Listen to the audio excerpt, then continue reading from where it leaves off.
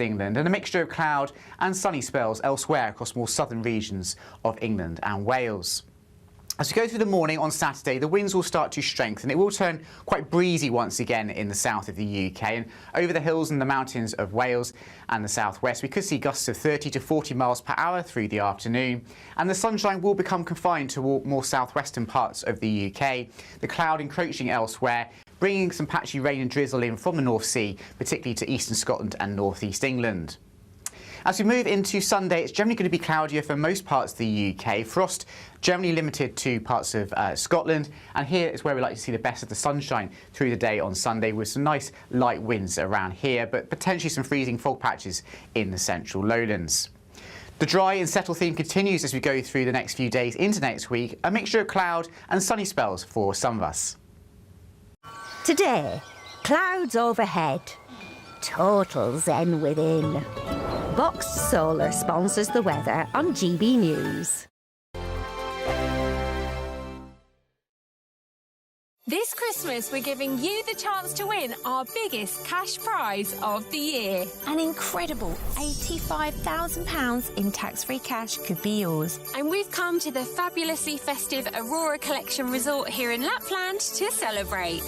£85,000 of tax-free cash really could be yours. For another chance to win £85,000 cash, text cash to 63225. One entry costs £2.50 plus one standard network rate message. Or text bonus to 63225. 5 entries cost £5 plus one standard network rate message. Go to gbnews.com/win. Entries start at £2.50. Call 0903 686 3232. Calls cost £2.50 plus your network access charge. Or post your name and number to GB18 PO Box 8690 Derby DE1 9TT. UK only. Entrance must be 18 or over. Lines close at 4 p.m. on the 30th of January. Please check the closing time if listening or watching on demand. Good luck. Hi, I'm Michelle Dewberry, and my show is your opportunity to cut through all the noise and dive in headfirst to some robust debates. Ideas clash. Situation, isn't it? Because the failure is you're deliberately avoiding my point. Nothing's held back. And if you think this is the end of it, wait for more. And we do not shy away from the difficult stuff. Sometimes I want to shake people and say, if only you understood. So join me on Dubes & Co. weeknights at 6 p.m, only on GB News, Britain's news channel. From the school run to the home run, watch a new show for all of Britain. He can say whatever he wants. A straight-talking show where all voices are heard. And, you know, when are we going to stop talking about smashing the gangs and actually do it? With the stories that matter from every part of our country. There's a bit of a crash landing there for your Chancellor. Bold, fearless and standing up for you. That's me, Martin Daubney, 3 p.m. till 6 p.m, weekdays, here only on GB News. The People's Channel, Britain's news channel. Westminster's full of talk, but out here, it's the real world. Am I allowed to talk now? No, that's it. This is where it matters, real people and real lives. That's what politics is all about. In fact, has Trump made a good start? No. Straight answers, no spin, and just a couple of pints. How many fingers have I ever got up? About 10. So join me for Lee Anderson's Real World every Friday at 7 p.m, only on GB News. The People's Channel, Britain's news channel. You want to know what's really going on in the corridors of power? Labour don't know what to do with you half the time, and that makes you quite lethal in the chamber. Get behind the headlines with Chopper's political podcast. Join me, Christopher Hope, as I sit down with the great and the good of British politics. We'll see where this ruling takes us. These are the stories shaping our nation. Chopper's political podcast, available now on all platforms. Listen in and stay ahead.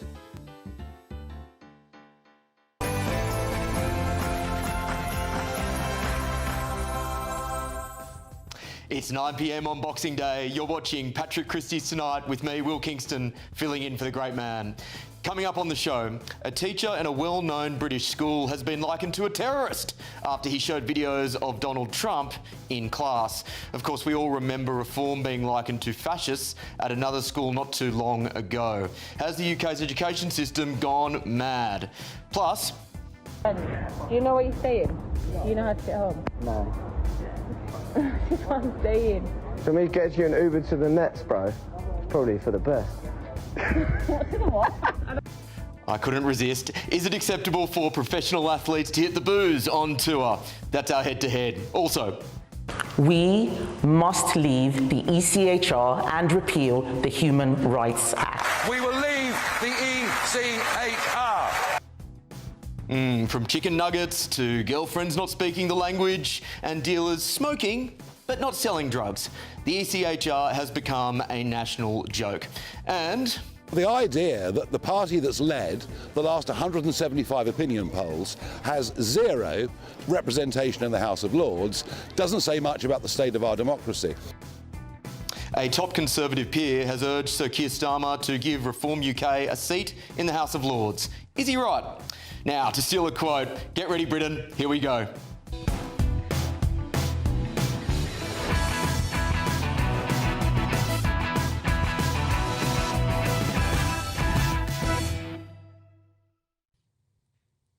All that and much more. But first, your news with Sophia Wensler.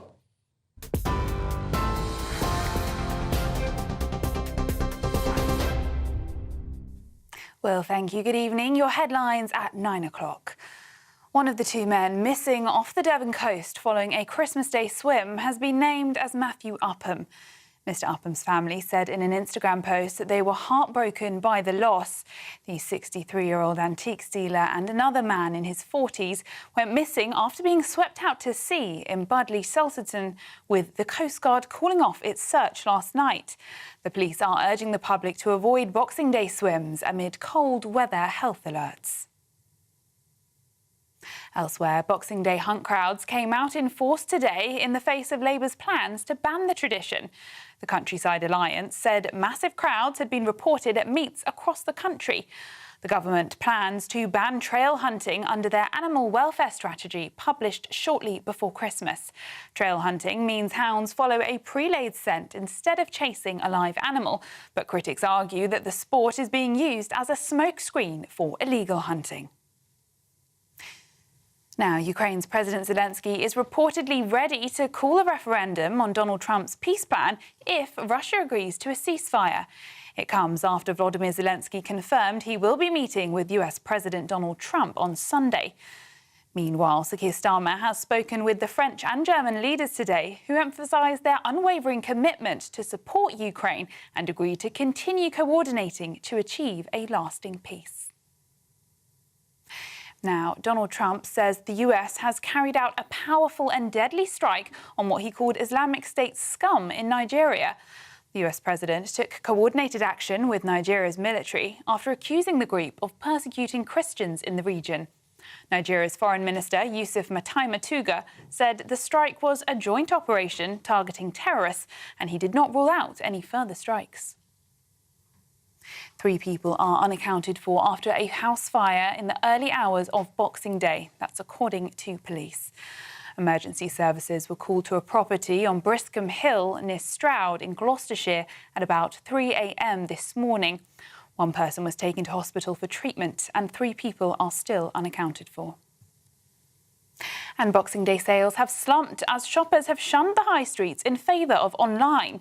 Footfall in central London was down 7.7% compared to last year. That's as of 1 p.m. today, and that's according to data from MRI Software.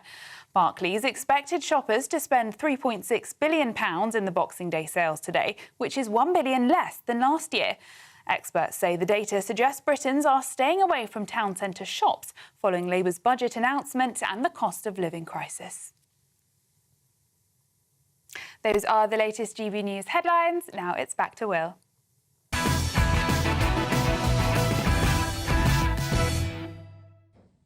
Thank you, Sophia. Let's get cracking, because a terrifying new threat has emerged in our schools, ladies and gentlemen. No, it's not bullies or online predators or contact sports or dangerously elevated monkey bars. It's Conservatives. The Telegraph have reported on a series of cases this year where child protection laws have seemingly been weaponised by schools, students and parents to try and ban adults with alleged right-wing views from working with children. The most recent case may be the most bonkers of them all. Earlier this year, a teacher at Henley College was accused of posing a risk to children and reported by the school to local officials in charge of child protection for the egregious threat of, wait for it, showing videos of Donald Trump to his sixth form politics class. Now, the school, of course, swung into action after two students, which included videos which included Donald Trump's inauguration and a music video titled Daddy's Home, made by Trump supporter Roseanne Barr, who made one of them feel, and I quote, quite uncomfortable. The teacher suggested another student claimed the videos left them feeling emotionally disturbed and having nightmares. Oh.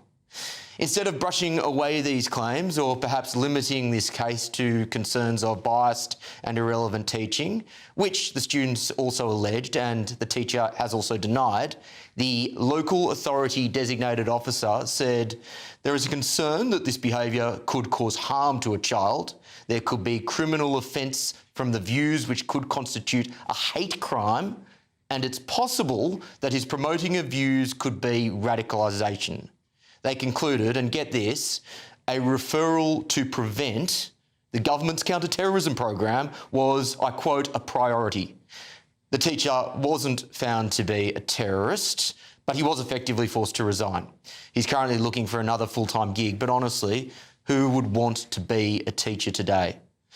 This isn't an isolated case, ladies and gentlemen. Schools and universities across the country remain beholden to toxic, illiberal identity politics or wokeism. We've seen example after example this year of kids and young adults being brainwashed.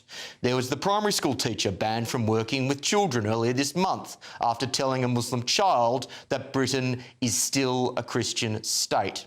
There was the school that apologised after a photo of Reform UK MP Lee Anderson was placed close to fascists Sir Oswald Mosley and Benito Mussolini on a wall display about political ideology. How very subtle. And of course, the National Education Union, the largest education union in the country, labelled Reform a racist and far-right political party in April. This is, of course, hardly surprising given that 83% of teachers and academics were found to be left-wing by an electoral calculus and Find Out Now survey just in October. There's a bottom line here. Woke isn't dead, as many people have assumed. As long as schools and universities remain beholden to this ideologically toxic behaviour, they will continue to churn out students who are incapable of critical thinking, lacking in resilience and beholden to a woke worldview. The next government, whoever that may be, needs to make curriculum reform, teaching standards and objectivity, and school and campus culture a priority, or this will be a battle that we will be fighting for decades to come. We have approached Henley College, who are yet to comment, but in a previous statement they have said the Henley College does not comment on individual allegations or ongoing investigations. We are committed to safeguarding the well-being of all our students and staff and follow statutory safeguarding procedures in line with Keeping Children Safe in Education 2025. Allegations are handled with due care in accordance with statutory guidance, with appropriate support provided to all. But let's get the thoughts of my panel, and I'm going to test my speed against Patrick here. We've got Susie Stride, Christo Fufas and Linda Daubly. Ladies and gentlemen, how are you this evening? A belated Merry Christmas. Yeah, Merry Christmas. Merry Christmas. I'm 33% turkey and at least 25% cake. My maths isn't good enough to work out here. I'm 100% angry about this story. If you're 100% angry, I'll start with you then, Christo. What do you make of it? I think I'm so sick to death of the abuse of the word safe and this safetyism culture when it comes to schools and colleges and the way in which we approach younger people. The way in which you build resilience in younger people is you, in a responsible way, expose them to adversity. You expose them to opinions that they might find challenging. We wonder why we have a mental health crisis among young people. Well, the reason is because we don't actually give them the tools to cope with opinions and to cope with experiences which might challenge them. Now, this video, it's not like this was a sort of PE lesson where the teacher said, right, let's stop the lesson and let's watch a Trump video. This was actually a lesson in politics. American politics. And so the idea that you can't show a video of Trump and that some students felt a bit uncomfortable, that's good. They might have felt uncomfortable. Let's talk about it, have a debate about why they're uncomfortable, challenge those views and then move on. That is a responsible... Susie, you must show some sympathy for these poor, emotionally damaged children. No, I think this is a bit of a strange example, isn't it? Let's be honest, that he was showing some videos about Trump. He's talking about American politics. I think he's got every right to do that as a politics teacher. So to me, it does, unless there's something else within the story that we're not quite seeing, I think it does seem a little bit random for him to lose his job over that. But here's the thing, because I thought there may be the accusation of this is just an isolated weird incident, and I did point to several examples where there is very obviously a takeover of a particular ideology in the schooling system. Surely you can see leftist ideology is now just swept through the school. I mean, look, I can only talk my own experience. Like, my son's school is fantastic. He's nothing like this at all. I worked in schools for many years, and I wouldn't say I saw... I mean, maybe there are a couple of examples, but I don't think this is, like, sweeping across the nation. I think it is right to pull out examples like this and say this is a bit ridiculous, because it is important to debate. It is important to have people say stuff that you don't agree with. There's nothing good about cancel culture, you know, so I think this is a bit of a random situation. I don't know enough about it, but it does seem unfair. I do think it's fair to say that Will has brought up several other examples deliberately in the intro that you read, so we can say that there is anecdotal evidence to suggest this is going on. Now, just to go back to your point's really important, Christo, because you need to build resilience in children. And, for example, at my daughter's school, they taught growth mindset once a week, which sounds a little bit of a, you know, term, but they were taught how to fail. They were taught the value of failure once a week, and that's a really important skill to learn. The problem with this is this teacher was teaching American politics, but how do you get round not using a video of the American president in his campaign and in his inauguration? That's part of what you have to show to kids. You cannot overreact to a couple of kids who think they've been triggered by something or who have reacted badly and feeling a bit uncomfortable. It's ludicrous. Because we are moving to a situation in society when it comes to jokes, when it comes to all sorts of different subjects, where we focus on the reaction rather than the intent. Batley Grammar School is another really good example of this, where the picture of the Prophet Muhammad was shown in the context of a lesson about free speech. This wasn't just pulled out in order to try and you know, provoke the children, and some of the children were offended by this or chose to tell their parents. Has that teacher ever been able to go back to that school? No, it's shocking.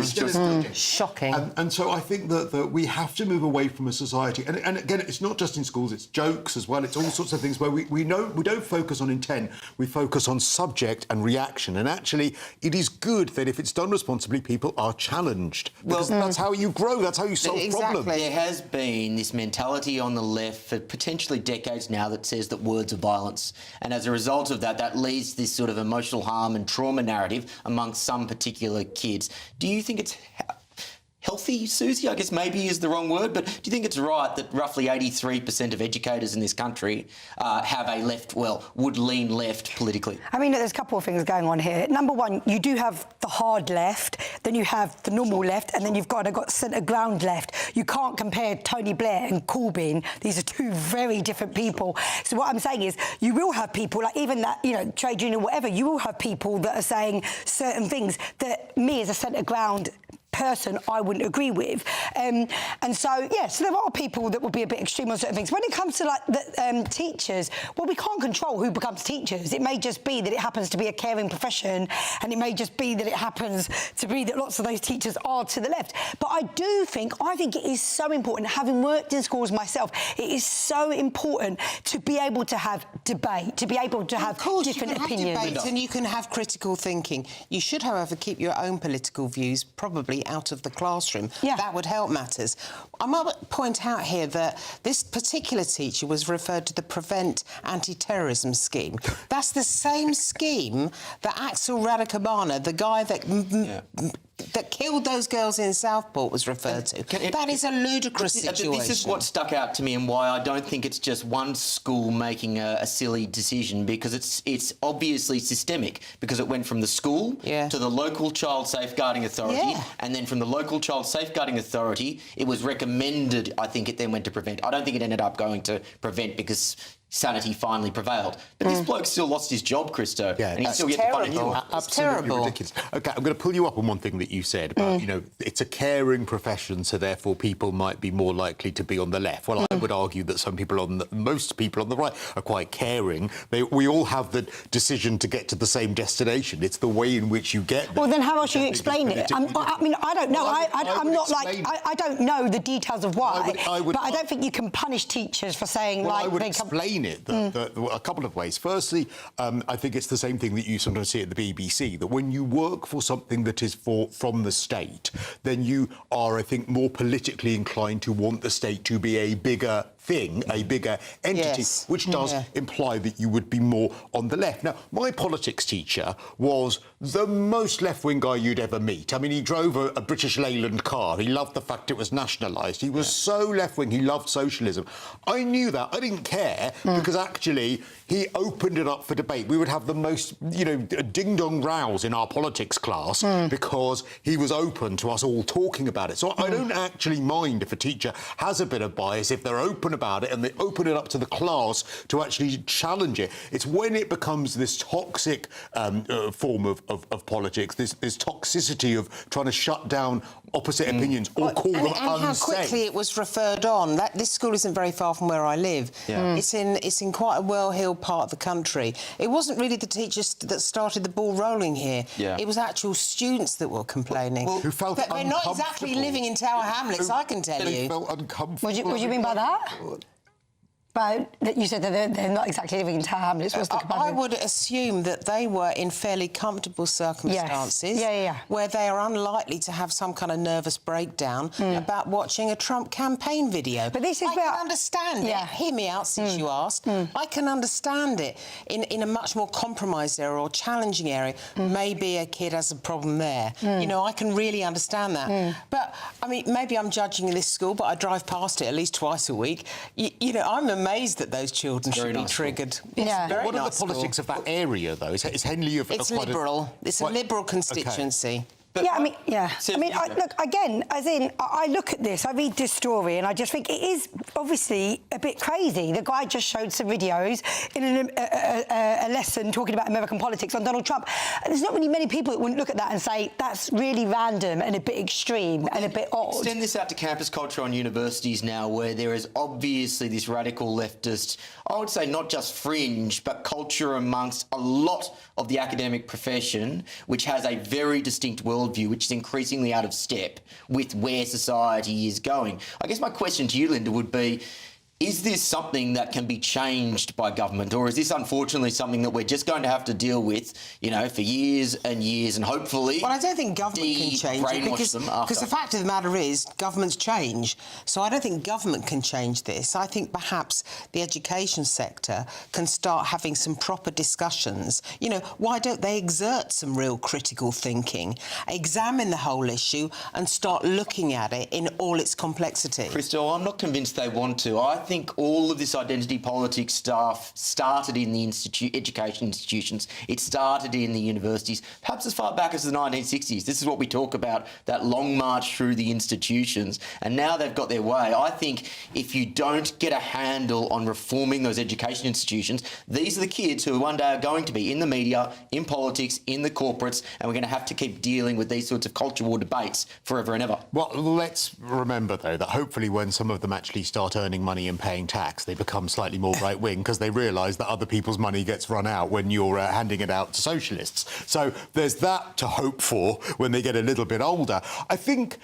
hopefully the tide's turning a little when it comes to debates. I mean, I know that some, you know, this idea of no platforming in a lot of universities, that has improved somewhat. But I absolutely loathe that, and I desperately hope that the tide turns more on that and that we actually just Debate things. If ideas are so offensive and dreadful, then tear them apart. Debate them. Say how terrible. If Trump is such a toxic, horrific character, then debate it. Say why he is. But I do think it's important to distinguish that, you know, again, as a kind of more centre-left person, I have a problem with that. I have a problem with people being shut down. Do you know what I mean? Like, I think that is, you know, not a good way to conduct debate. It's not a good way to do education. I mean, look, I went to Cambridge University. I remember having quite a very, very lefty professor, but I could debate with him and I could argue with him, and that wasn't shut down. My concern is that there is this growing tendency on the left,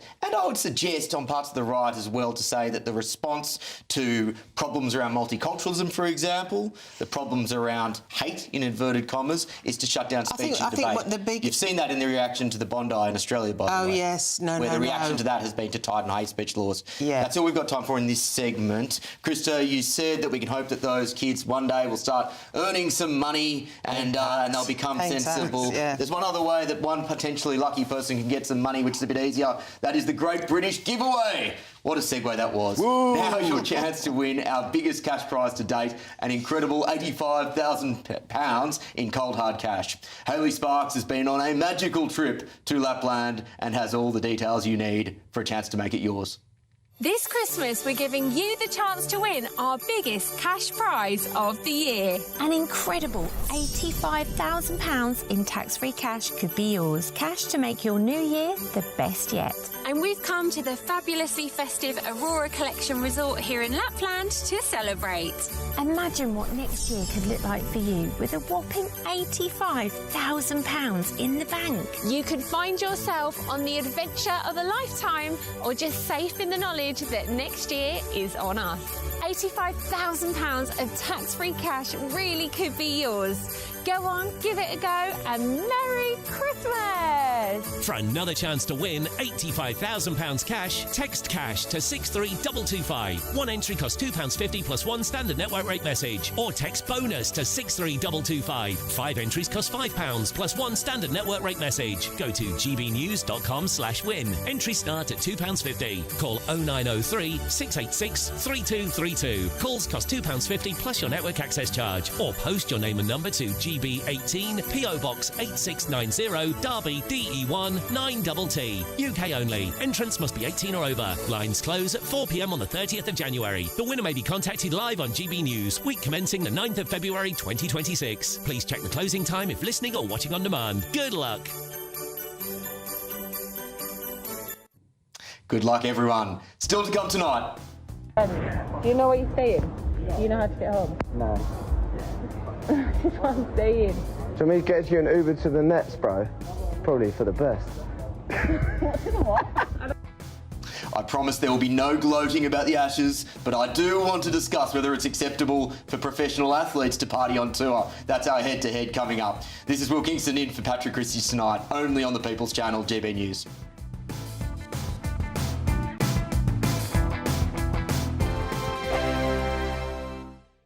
Britain deserves a newsroom that puts the facts and your voice first. Well, and that's what you get on GB News. Lively debates, lively conversation. And we're not afraid to hold power to account. And each other. So join me, Andrew Pearce. And me, Miriam Gates, for Britain's Newsroom, weekdays from 9:30 on GB News. Hi, I'm Michelle Dewberry, and my show is your opportunity to cut through all the noise and dive in headfirst to some robust debates. Ideas clash. Situation, no, because the failure is you're deliberately avoiding my point. Nothing's held back. And if you think this is the end of it, wait for more. And we do not shy away from the difficult stuff. Sometimes I want to shake people and say, if only you understood. So join me on Jubes & Co. weeknights at 6 p.m, only on GB News, Britain's news channel. From the school run to the home run, watch a new show for all of Britain. So he can say whatever he wants. A straight talking show where all voices are heard. And, you know, when are we going to stop talking about smashing the gangs and actually do it? With the stories that matter from every part of our country. There's a bit of a crash landing there for your Chancellor. Bold, fearless and standing up for you. That's me, Martin Daubney, 3 p.m. till 6 p.m, weekdays, here only on GB News. The People's Channel, Britain's news channel. Westminster's full of talk, but out here, it's the real world. Am I allowed to talk now? No, that's it. This is where it matters, real people and real lives. That's what politics is all about. In fact, this Trump made a good start. No. Straight answers, no spin, and just a couple of pints. How many fingers have I got up? About 10. So join me for Lee Anderson's Real World every Friday at 7 p.m. only on GB News. The People's Channel, Britain's news channel. No matter the state it's in, this is our nation. Join me, Jacob Rees-Mogg, for a genuine, honest discussion on where we have been, where we are going, and where we are with the people who set the direction. Tune in to State of the Nation every Monday to Thursday, 8 to 9 o'clock. Only on GB News. Decisions made in Washington aren't just shaping America, they're shaping Britain too. From migration to global security, from crime to health. Whatever happens in the White House today will be felt in your town or city tomorrow. That's why The Late Show is live from Washington, D.C. Cutting through the politics to show you what it all means for Britain. The Late Show live every night at midnight. Only on GB News, Britain's news channel. Join me, Nana Okoye, for an informative, interactive news programme with a difference. It's fun. No, he didn't say that, Dave. I'm so surprised. I think there's an element of truth to that. Join me from 3 p.m. every weekend, only on GB News, Britain's news channel.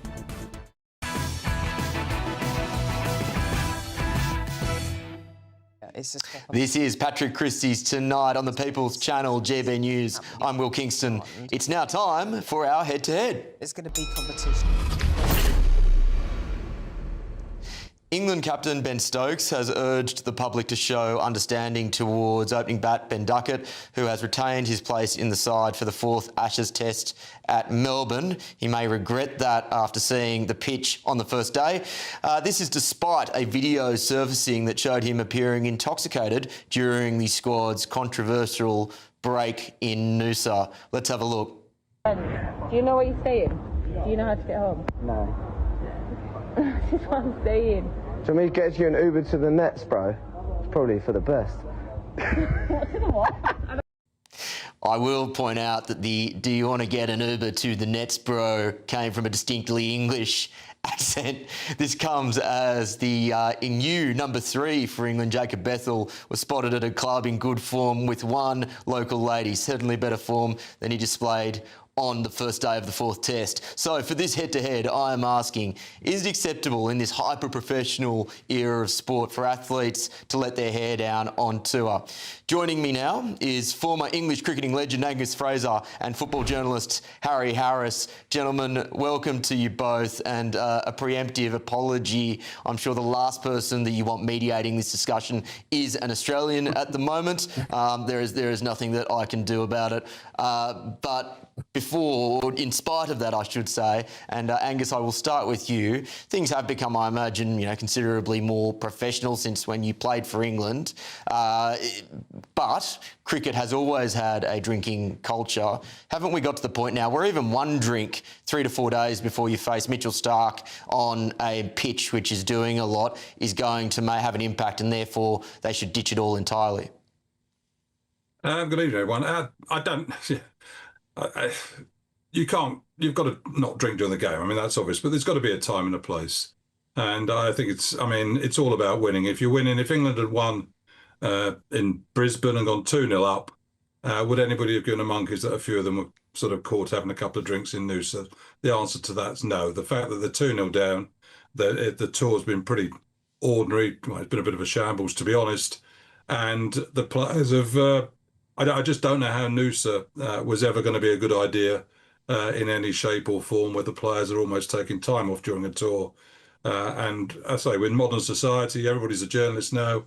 With a mobile phone, you're just setting yourself up for the images that we've seen. But I just think you've got to be able to get away with it. You're under a lot of pressure. You've got a really responsible job. I accept that. A privileged job. I accept that. But you've got to enjoy it as well. And there's got to be a bit of downtime where you can just try and do the things that other 25-year-old boys and girls are doing, men and women are doing. Yeah, Harry, I'm aware that the Australian team, after they wrapped up the Ashes, also had a very, very good time. Luckily for them, no footage has come out of those celebrations. It doesn't seem to have affected their performance. Is it okay for this sort of culture to endure? Well, of course it's not. And there's no excuse and there's no way to defend it. I think, there has been a drinking culture in sport, in football, in cricket, as we know. But, we've seen Pep Guardiola saying to his team, you go off and enjoy yourself over Christmas, have a good time, eat and drink what you want. But you come back a few pounds overweight and you're not playing in my team. This is really professional sport now. And anyone who's filmed like this or even doing it and not caught out, I mean, they're not professionals and they're representing their country. It's appalling. And really, there should be ethics bonuses in sport in this country. There are in France and abroad in Europe. Here, particularly in football, you can suspend somebody for 2 weeks and fine them 2 weeks' wages. But in most places in Europe, you have ethical contracts, clauses in the contracts. If they breach their contract through ill discipline, they're docked their wages.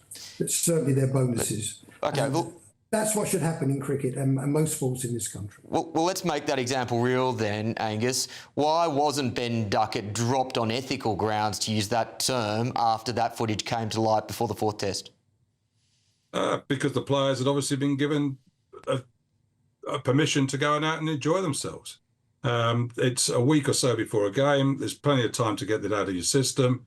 And off you go. I mean, as you say, Travis Head had a well-known big drink after the Ashes. He's turned up at Melbourne 3 or 4 days later. Should he be dropped too? And he's won the Ashes. I just think, I mean, you talk about people's mental health, you talk about lots of things. I mean, I look at Graham Thorpe and the way that he was caught having a drink at the end of the Ashes 4 years ago. Sadly, the repercussions of that and the way that was reported in the media didn't do him any favours at all. So you've got to look after people's mental health here. You've got to be able to get away.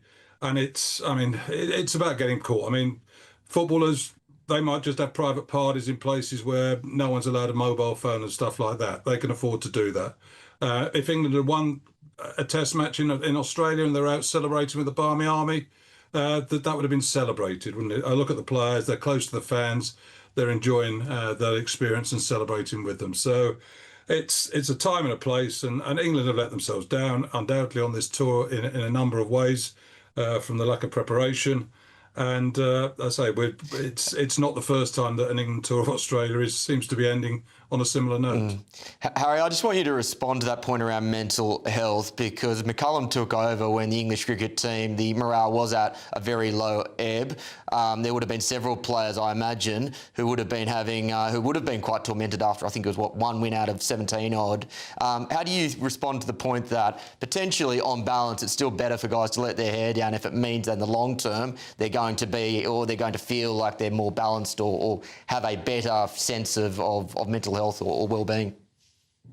Yeah, well, quite on the contrary, really. I feel that mental health should be centre of all sports people, because they're under enormous stress and pressures to win. And I think, drinking excessively and acting in this particular way is a sign of mental health problems. And that should be detected quite early. So if you haven't got a quite disciplined regime, a professional regime in professional sport these days, you're not going to detect that mental health problem. And I think drinking is a sign of mental health problems, not a cure for it, quite the reverse. And I think that should be part of the detection process of any players that are suffering stress and mental health. Well, gentlemen, obviously you're going too far and getting there. But so you're not allowed one drink. You're not allowed to have a glass of wine with your meal. I mean, it's a question of where the line is. The point about it is this. That's, Pep I mean, if you say you can't have a drink, Harry, you respond to that. Well, the Italians like a glass of wine with their meal. I mean, we're talking about drinking excessively and not knowing where you are. I mean, there comes a point where, one beer, one glass of wine could be acceptable under particular circumstances if you're having a break. But, what we have is a dinosaur culture in sports still. It still exists. A drinking culture that goes back to the 90s that we can still see in this example, but there are many others that don't are not detected because, as you rightly say, a lot of sportsmen have it in private, they drink in private, and they're not detected. But it is a sign of mental health if players under so much stress have to turn to excessive drinking. Gents, well, something which I think we can probably all agree on is if both batting lineups can please just knuckle down so we can watch a few extra days of cricket over the next few days. Thank you very much for tolerating me. Have a lovely rest of your Boxing Day, Angus and Harry. Thank you both. Coming up tonight.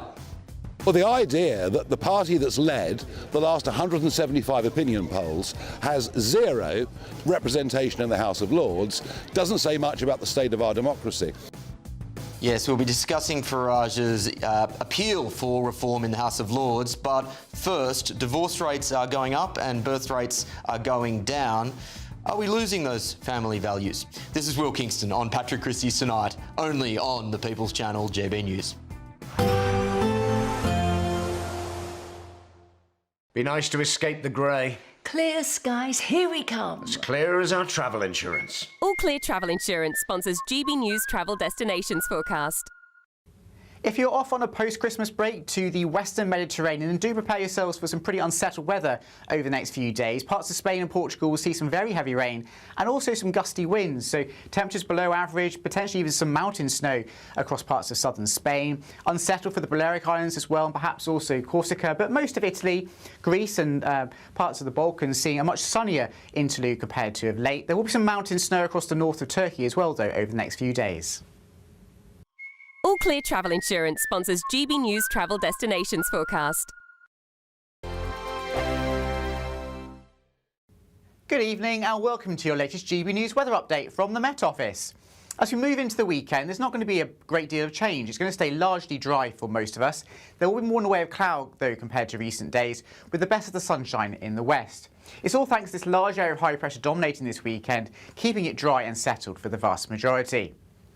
Back to this evening then, and generally it's a fairly cloudy end to Boxing Day across parts of Wales and southern and southwestern parts of England. Also quite cloudy across the northeast of Scotland and some northeastern parts of England as well. Even the odd spit and spot of light rain or drizzle later in the night. And so temperatures actually rising towards the morning in some places here, but where skies do stay clear elsewhere, we will see a fairly widespread frost and temperatures perhaps down to -2 or -3 in the coldest spots.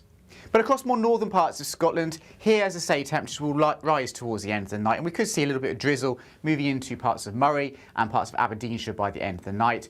A glorious start to the day, though, across many western parts of Scotland. Unbroken sunshine here. A cold, frosty and sunny start to the day across Northern Ireland and northwest England, and a mixture of cloud and sunny spells elsewhere across more southern regions of England and Wales. As we go through the morning on Saturday, the winds will start to strengthen. It will turn quite breezy once again in the south of the UK, and over the hills and the mountains of Wales and the southwest, we could see gusts of 30 to 40 miles per hour through the afternoon, and the sunshine will become confined to more southwestern parts of the UK, the cloud encroaching elsewhere, bringing some patchy rain and drizzle in from the North Sea, particularly to eastern Scotland and northeast England. As we move into Sunday, it's generally going to be cloudier for most parts of the UK. Frost generally limited to parts of Scotland, and here is where we like to see the best of the sunshine through the day on Sunday, with some nice light winds around here, but potentially some freezing fog patches in the central lowlands.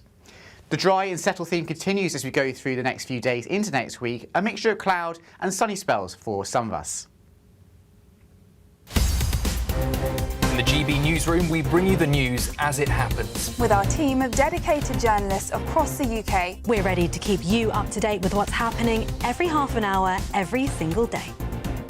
Bulletins here on GB News, the People's Channel, Britain's news channel.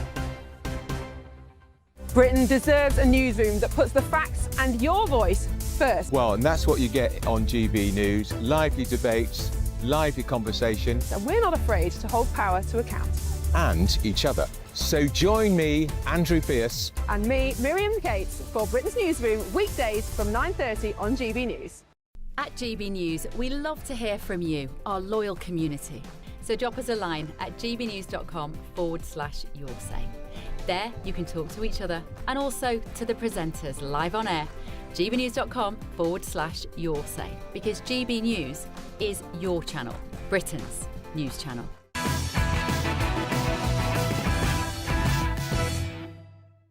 Welcome back, ladies and gentlemen. I must confess, that was a real treat to speak to Angus and Harry. I can still remember watching Angus as I got up in the middle of the night as a youngster in Ashes battles in times gone by. Thank you for both of them for coming on.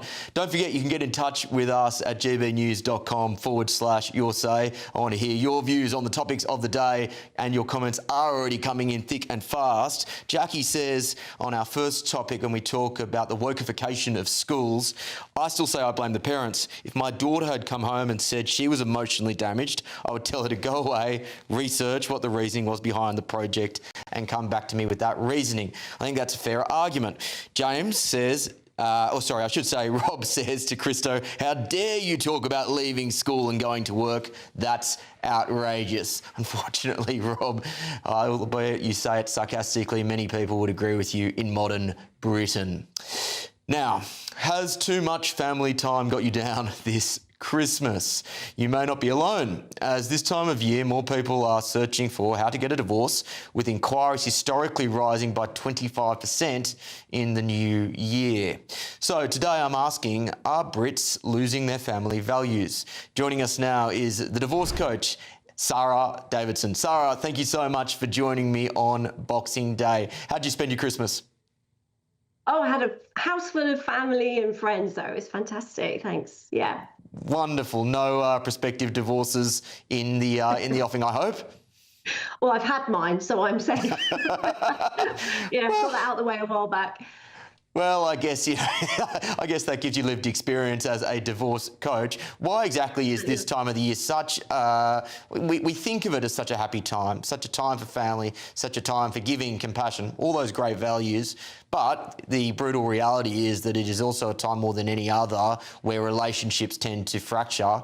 Why is that the case? Well, it's not to worry, because if you've got a healthy relationship, you're going to be fine. Don't worry. It's where there have been cracks in the foundation of the relationship for a period of time. What happens over Christmas is obviously we're not going to work as much. There's no school runs, so everybody's under the same roof, and the relationship really starts to feel the pressure if there are issues and challenges. So if you've been arguing more, or there's been problems that have been festering for a while, what we find is the increase in quality time can actually be stressful for a lot of relationships. Also, then, of course, you've got to throw into the mix the financial stress of Christmas, the in-laws coming over, just the pressures of the holiday, the finance as well. Budgeting can be really tricky over Christmas. So a lot of people realise that during that period, it can be sometimes the last straw that's really going to break the camel's back, unfortunately. This may be tangential, but that's really interesting what you said about how actually the increase in quality time together, spending more time together, may lead to resentment and further strain. I'm just wondering, as more and more people are working remotely, there's now many companies that say doing a hybrid work environment of, say, 3 days in the office, 2 at home, something like that. Has that had an impact in your personal experience on the way that relationships are being managed or surviving or thriving? I think it has a huge impact on the way we socialise with other people. We're used to being on our own and spending more time isolated from other people. So what that means is our interaction skills aren't so good. What I see is the people that are coming out of relationships find it harder to get back into them because they are working from home. Their whole world revolves around being at home, working at home, maybe taking the kids to school and back, but very little social interaction with other people, which can make getting back into the dating game very difficult. So I think further down the line, when you're looking to get back out there and maybe start another potential relationship, this working from home really limits your options. You're not meeting people, commuting to work. You're missing out on that dynamic of being in an office with other people as well. So I think it does have a ripple effect for sure on people who want to get back out there again. Yeah, what would you say to someone who maybe has separated from a long-term partner? They may be working remotely. They may either have tried the dating apps with much success or just said, I just don't want to go down that route. What practical things would you say to them to be able to find I was about to say the next one, hopefully the one? Well, actually, do you know what? I think putting the pressure on finding the one can actually be a really big challenge for a lot of people.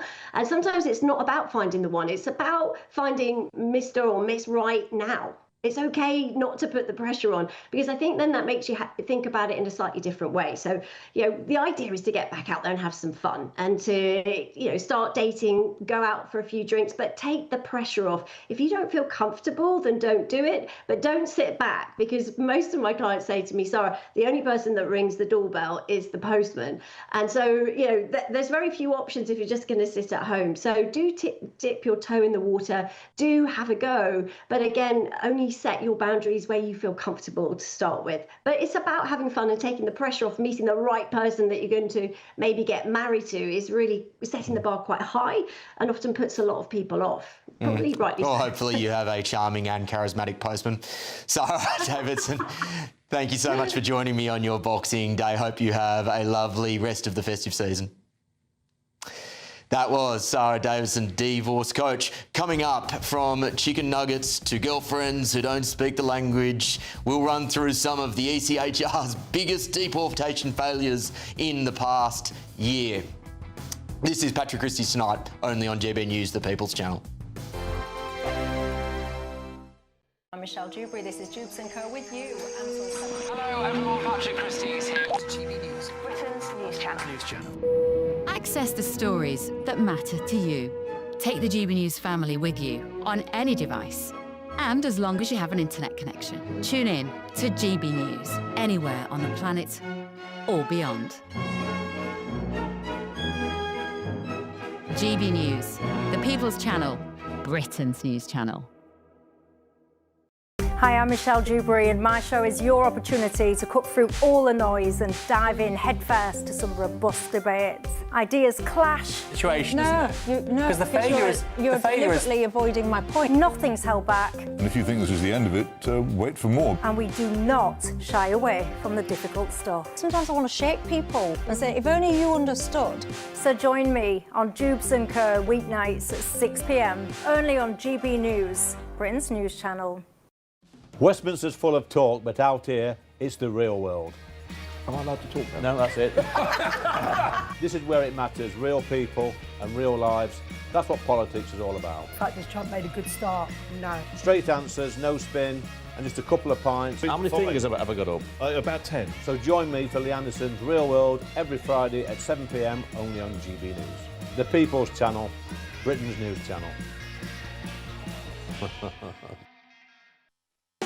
You want to know what's really going on in the corridors of power? Labour don't know what to do with you half the time, and that makes you quite lethal in the chamber. Get behind the headlines with Chopper's Political Podcast. Join me, Christopher Hope, as I sit down with the great and the good of British politics. We'll see where this ruling takes us. These are the stories shaping our nation. Chopper's Political Podcast, available now on all platforms. Listen in and stay ahead.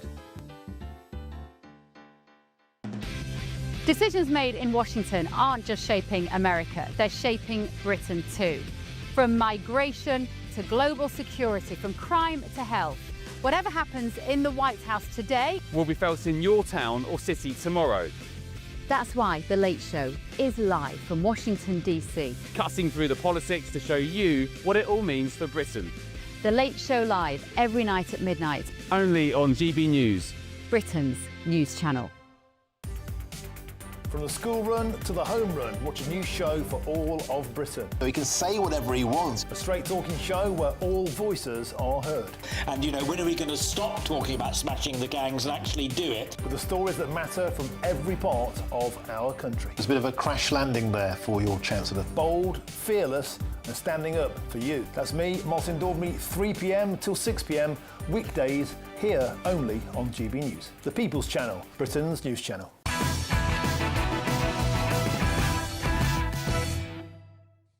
Welcome back to Patrick Christys Tonight with me, Will Kingston. Remember, you can get in touch on gbnews.com/your say. Glynis has said, didn't the English management in the past ban wives and girlfriends from going on the tour with cricketers because they kept losing matches? Sounds like the team need locking up until the series is over. Throw them a party when the series is finished. Better still if they win. I think Glynis has hit on a point there that there probably have been swings from one extreme to the other in that regard, and maybe finding a balance, as Angus and Harry were referring to, is the right approach.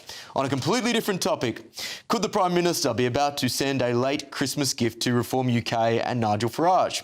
A top Conservative peer has urged Sir Keir Starmer to give Reform UK a seat in the House of Lords. Lord True told the Daily Telegraph that Reform winning seats in the House of Commons meant their views should be heard in the Lords as well. The intervention comes just days after the government appointed 25 new Labor peers. Let's get the thoughts of my panel. Susie, I'll start with you. Surely if they've got 5 representatives in the Commons, they should be democratically entitled to have at least one member of the House of Lords.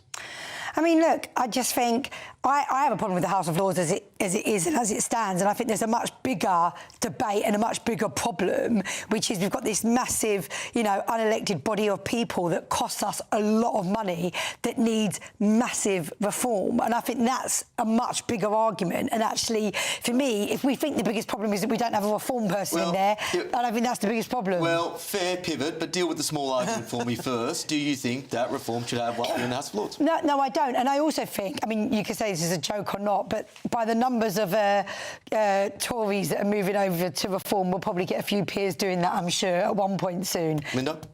Well, I think that reform should definitely have some representation in the House of Lords. If you think that the Green Party and Plaid Cymru, who have one fewer MP than the Reform Party, have representation in the House of Lords, it would only be fair. And Lord True, Nick True, who I know, who is a fair and decent man and a very capable man, has voiced his opinion out of fairness, and I think there's something to be regarded there. I will say this, though. Of course Lord True wants there to be reform people in the House of Lords because that suits his cause, because he believes there are probably now too many socialist peers in the House of Lords, and he wants that balanced out. Yeah, well, Christo, the stacking of the Lords in favour of the government of the day is nothing new. This is just continuing, surely, a very long-held position of privilege that the government of the day has.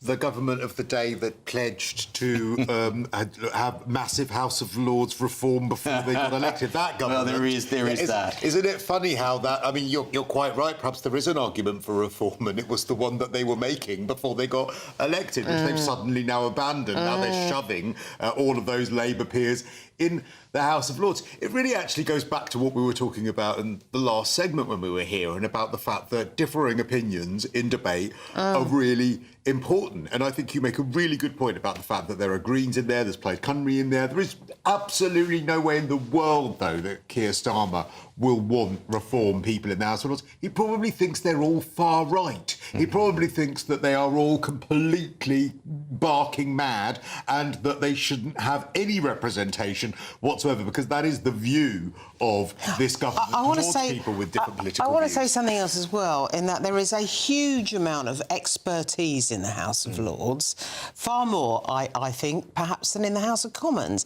You only have to look at all the debate on the assisted dying bill, and all the really informed commentary came from 100%. And look, and I agree with that. There is some, really remarkable, good people, and there are people where they've got expertise in certain areas, which, as we know, we don't always get in politics. And so it is important, but the size of it and the cost of it, none of us are going to disagree that needs change. And I think I'll just come back at you when you say the Labour government, they are going to start reforming it. I mean, they've capped the age, haven't they, at 80. There's certain things they've already introduced, and I think by the end of our term, before the next election, no, I think that these reforms are going to happen. Tories been for 14 years. They did no reform and packed it with all their people, including Malone, that crazy woman that took all the PPE, whatever it was. I actually think that what needs reforming in the House of Lords, as well as a few reform people in there, is the fact that actually the way in which people are selected is reformed. I do not want it to be an elected body, because I want people to have the freedom to be able to give their opinions without worrying about whether they're going to lose their seat in the next election. And I think sometimes that's really important. Coming from a country that does have an elected upper chamber, which doesn't work particularly well, I actually think there's a lot to that. Coming up tonight, ladies and gentlemen. We must leave the ECHR and repeal the Human Rights Act. We will leave the ECHR. This was, well, you know, we laugh so we may not cry, because this was both a strangely funny and depressing monologue to pull together some of the stupidest, craziest decisions based on the ECHR in the last year. We'll be going through the top 5 in the coming hour. You're with Patrick Christys tonight on GB News. Expect warm spells with the odd rude interruption. Box Boilers sponsors the weather on GB News. Good evening and welcome to your latest GB News weather update from the Met Office. As we move into the weekend, there's not going to be a great deal of change. It's going to stay largely dry for most of us. There will be more in the way of cloud, though, compared to recent days, with the best of the sunshine in the west. It's all thanks to this large area of high pressure dominating this weekend, keeping it dry and settled for the vast majority. Back to this evening then, and generally it's a fairly cloudy end to Boxing Day across parts of Wales and southern and southwestern parts of England. Also quite cloudy across the northeast of Scotland and some northeastern parts of England as well. Even the odd spit and spot of light rain or drizzle later in the night. And so temperatures actually rising towards the morning in some places here, but where skies do stay clear elsewhere, we will see a fairly widespread frost and temperatures perhaps down to -2 or -3 in the coldest spots. But across more northern parts of Scotland, here, as I say, temperatures will rise towards the end of the night, and we could see a little bit of drizzle moving into parts of Moray and parts of Aberdeenshire by the end of the night. A glorious start to the day, though, across many western parts of Scotland. Unbroken sunshine here. A cold, frosty and sunny start to the day across Northern Ireland and northwest England, and a mixture of cloud and sunny spells elsewhere across more southern regions of England and Wales. As we go through the morning on Saturday, the winds will start to strengthen. It will turn quite breezy once again in the south of the UK, and over the hills and the mountains of Wales and the southwest we could see gusts of 30 to 40 miles per hour through the afternoon, and the sunshine will become confined to more southwestern parts of the UK, the cloud encroaching elsewhere, bringing some patchy rain and drizzle in from the North Sea, particularly to eastern Scotland and northeast England. As we move into Sunday, it's generally going to be cloudier for most parts of the UK. Frost generally limited to parts of Scotland, and here is where we like to see the best of the sunshine through the day on Sunday, with some nice light winds around here, but potentially some freezing fog patches in the central lowlands. The dry and settle theme continues as we go through the next few days into next week, a mixture of cloud and sunny spells for some of us. Expect warm spells with the odd rude interruption. Box Boilers sponsors the weather on GB News. A very Merry Christmas to you all from the Aurora Collection Resort in Lapland. We're on an amazing Arctic adventure to celebrate our greatest cash giveaway, a simply stunning £85,000. And this Christmas, we're giving you the chance to win it all. So don't miss out this Christmas. For another chance to win £85,000 cash, text cash to 63225. One entry costs £2.50 plus one standard network rate message, or text bonus to 63225. 5 entries cost £5 plus one standard network rate message. Go to gbnews.com/win. Entries start at £2.50. Call 0903 686 3232. Calls cost £2.50 plus your network access charge, or post your name and number to GB18 PO Box 8690 Derby DE1 9TT. UK only. Entrance must be 18 or over. Lines close at 4 p.m. on the 30th of January. Please check the closing time if listening or watching on demand. Good luck. Westminster's full of talk, but out here, it's the real world. Am I allowed to talk now? No, that's it. This is where it matters. Real people and real lives. That's what politics is all about. In fact, this Trump made a good start. No. Straight answers, no spin, and just a couple of pints. How many fingers have I got up? About 10. So join me for Lee Anderson's Real World every Friday at 7 p.m. only on GB News.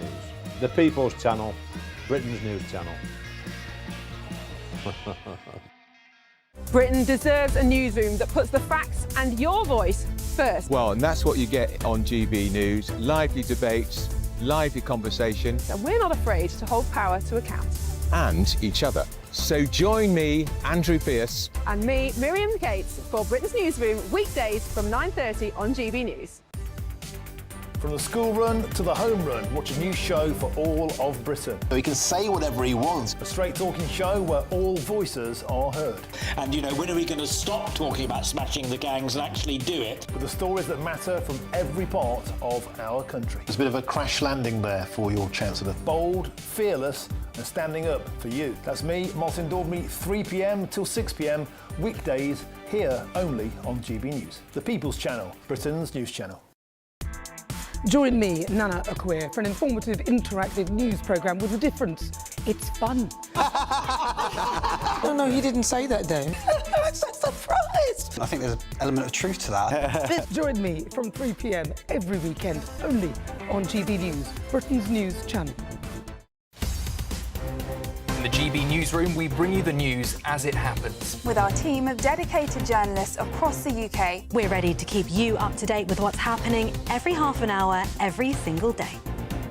Bulletins here on GB News. The People's Channel, Britain's news channel.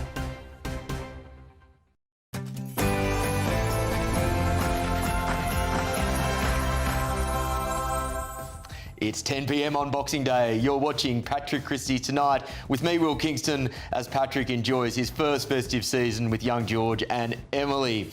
Coming up on the show, a teacher in a well-known British school has been likened to a terrorist after he showed videos of Donald Trump in class, as we told you in the first hour. And of course, we all remember Reform UK being likened to fascists at another school not so long ago. Has the UK's education system gone totally mad? Plus, do you know what you're saying? Do you know how to get home? No. That's what I'm saying. For me, get you an Uber to the Nets, bro. Probably for the best. What to the what? I want your thoughts on the debate we had in the first hour on whether it's acceptable for professional athletes to hit the booze on a tour. That was our head-to-head. Also, we must leave the ECHR and repeal the Human Rights Act. We will leave the ECHR. Another ECH fast today, ladies and gentlemen. When will it end? From chicken nuggets to girlfriends not speaking the language, dealers smoking but not selling drugs. The ECHR has become a national joke. And the idea that the party that's led the last 175 opinion polls has zero representation in the House of Lords doesn't say much about the state of our democracy. Yes, this continues to be a story that we will discuss going into the papers. A top Conservative peer has urged Sir Keir Starmer to give Reform UK a seat in the House of Lords. Is he right? My panel tonight, I'm delighted to be joined by broadcaster Christo Fufas, journalist Linda Daubney and former Labor advisor Susie Stride. And what's going on here?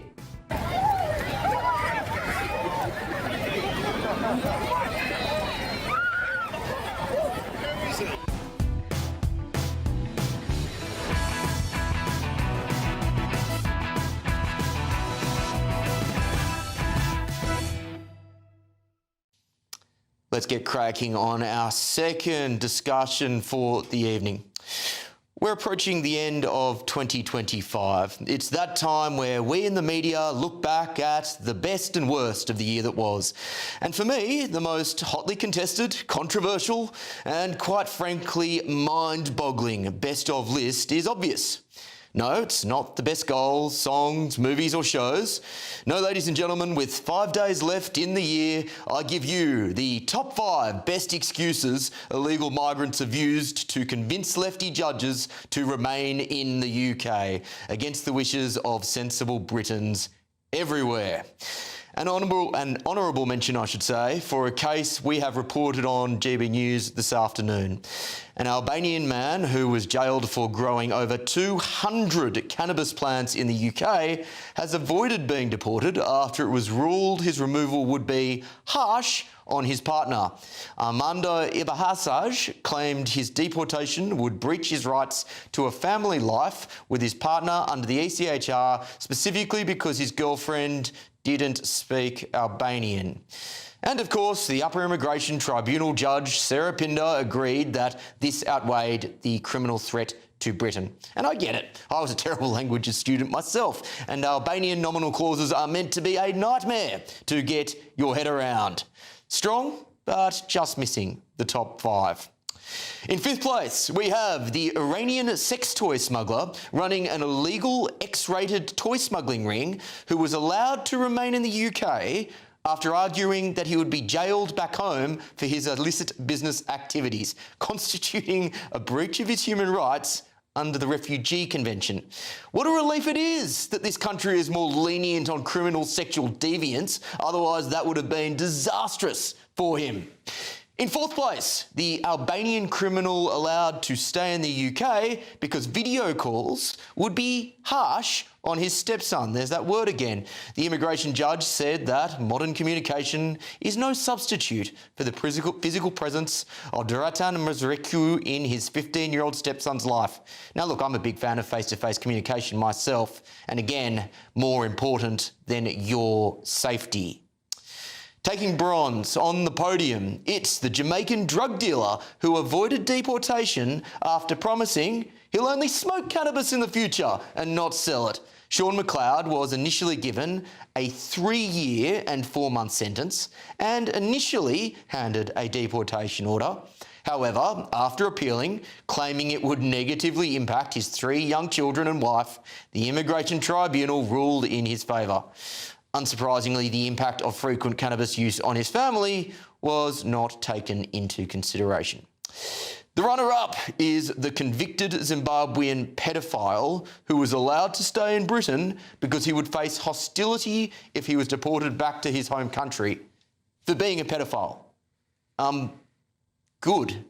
Thanks a lot, ECHR Article 3.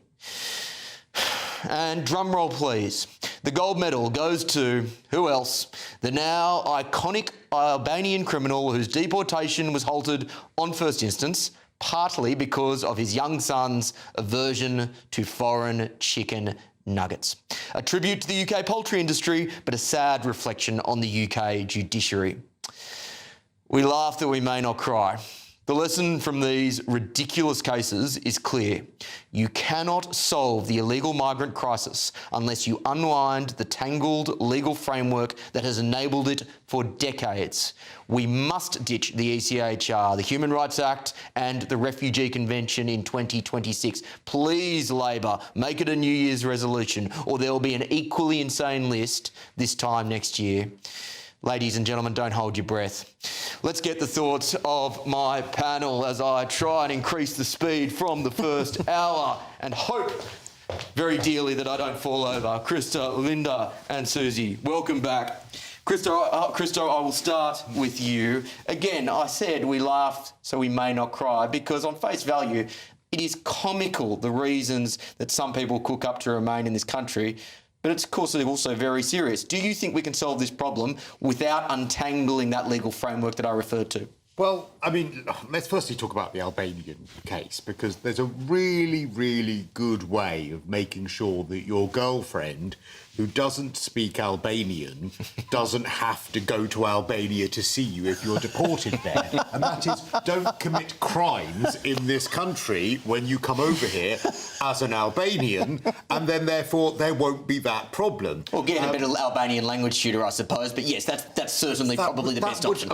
Amazingly solve the problem, and it's just like hilarious to me that the idea that she can't go to Albania for some reason. Why? I mean, I thought that all these people loved open borders and everyone travelling right, left and centre, but apparently not. And isn't it amazing the number of people on that list that you read out as well who suddenly care about their family life after they've committed the crimes? Amazing. Now, the problem... I think, in principle, I want us to leave the ECHR. I do. I've got a couple of caveats about it, though. Firstly, I think that if we are going to leave, whomever is going to pledge that in their manifesto, I don't want it to be the pledge is to leave, then after the election we decide what we do instead. I want the Bill of Rights in their manifesto as to what it would be. I don't want it to be another Brexit where we then spend 4 years talking about it. Secondly, the only other aspect that I worry about is if you look at places like Denmark, they have really, really strict immigration laws. They're members of the ECHR. So some of what we talk about as being frustrating about the ECHR, there are actually political decisions being made by our leaders, successive governments over the years, to have the kinds of laws that actually we don't need the ECHR for. Sure, this is bigger than just the ECHR, I agree. Susie, this is not just an isolated case. I can point to 100 other examples that I didn't give there. You must concede that with particularly vague laws based on international conventions, like the Human Rights Act, for example,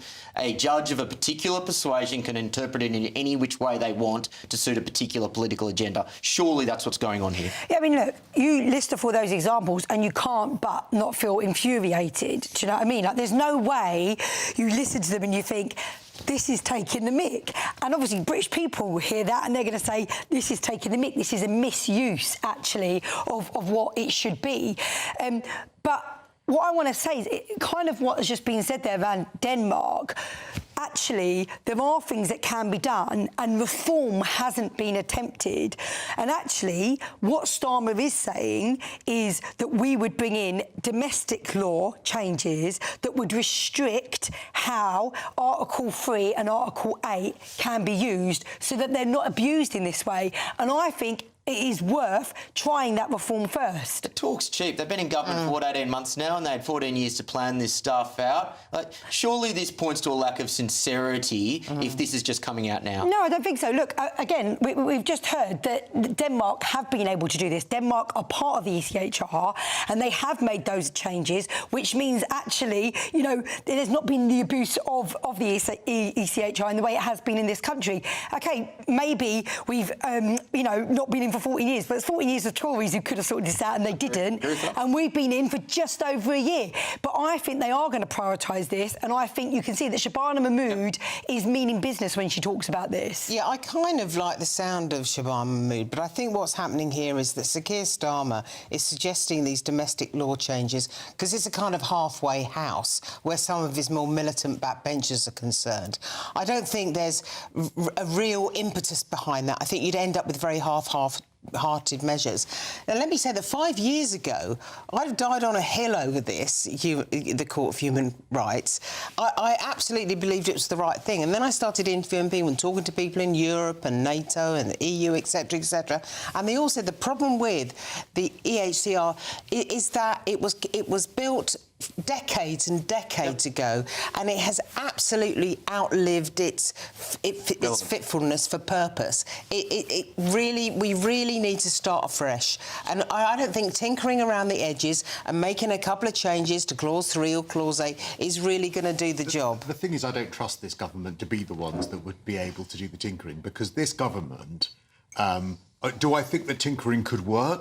Potentially. We've seen it in Denmark, as we said. The problem is this government is ruled by its backbenchers. Yes, exactly. Let's look at the most important piece of legislation that you have annually by a government, the budget. The budget was done, this latest budget, for the backbenchers. It wasn't done for the country, it was done for the backbenchers. And that is what is the raison d'etre of this particular And what government. happened to the benefits bill? Exactly, all of that. I mean, look, I hear what you said, but look, you know, I don't know who you trust, because the Tories were in for 14 years and did nothing on this. I think the thing is the toughest talk that there's been on actually reforming it and changing it has come from Shabana Mahmood and Keir Starmer, and they've been in just a year. This is not something you can change straight away, because you've got to do it in the right way. But I think they've made it very clear that they are taking this seriously. Because I say, you can't read those examples and be OK about it. You read those examples and it is infuriating. Seriously at all. I don't think it's clear that they specifically said they're going to change domestic law. That's just words. No, I don't think so. I think. They've said they wouldn't. My view. No, I think they know. Yeah. The thing is, you don't go into politics on Labor's side to sort out borders or basically cut spending. You go in for other reasons. And I think what we're getting at, and what I'm hearing is, even if they recognise this as a political problem, in their heart of hearts, they don't have the deepest desire to fix it. No, they don't. I do not think there's real commitment to sort this issue out.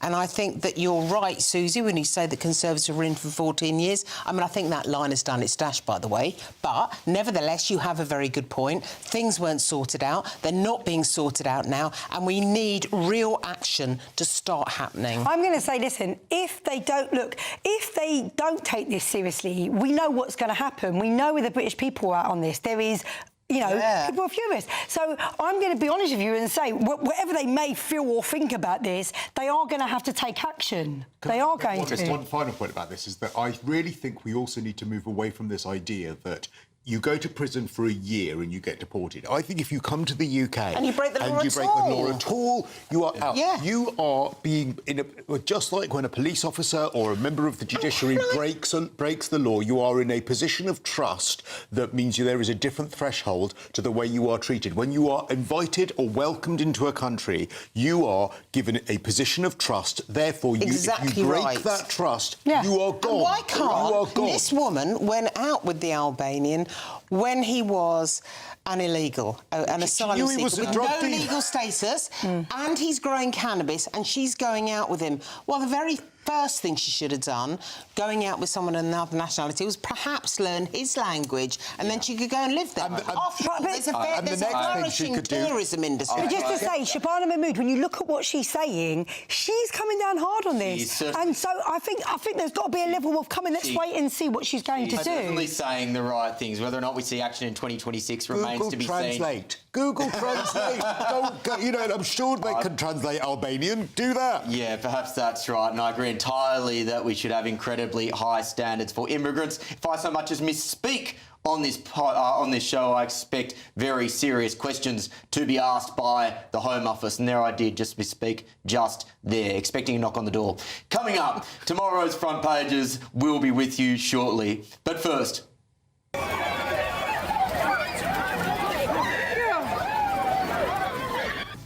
The people of Folkestone have braved a very chilly Boxing Day dip in the name of charity.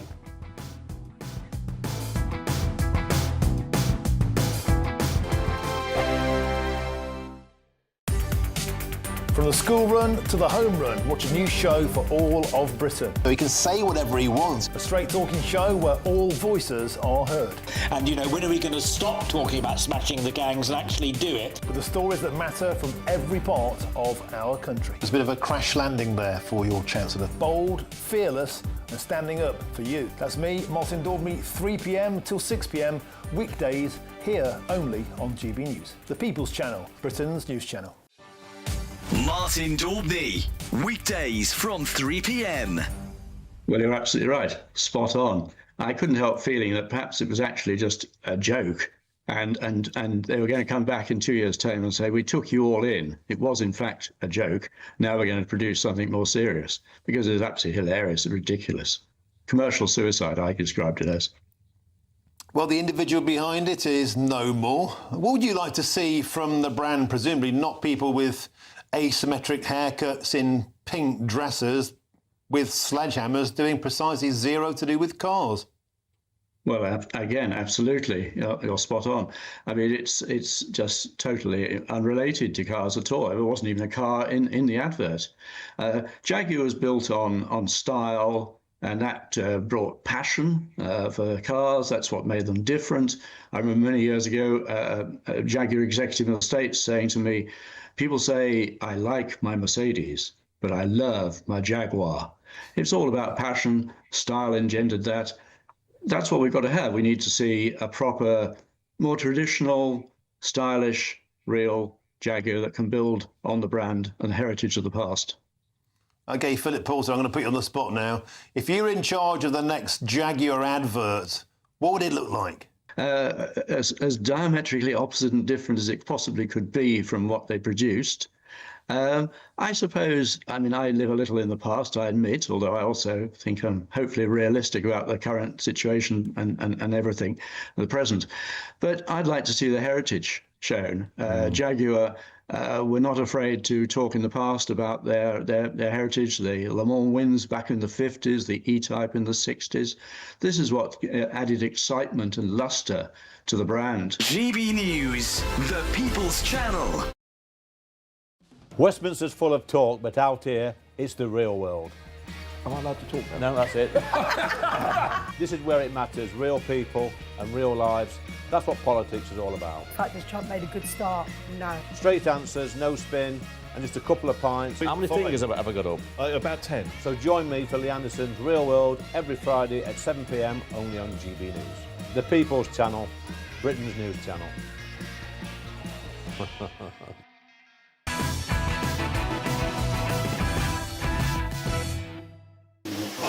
back to Patrick Christys.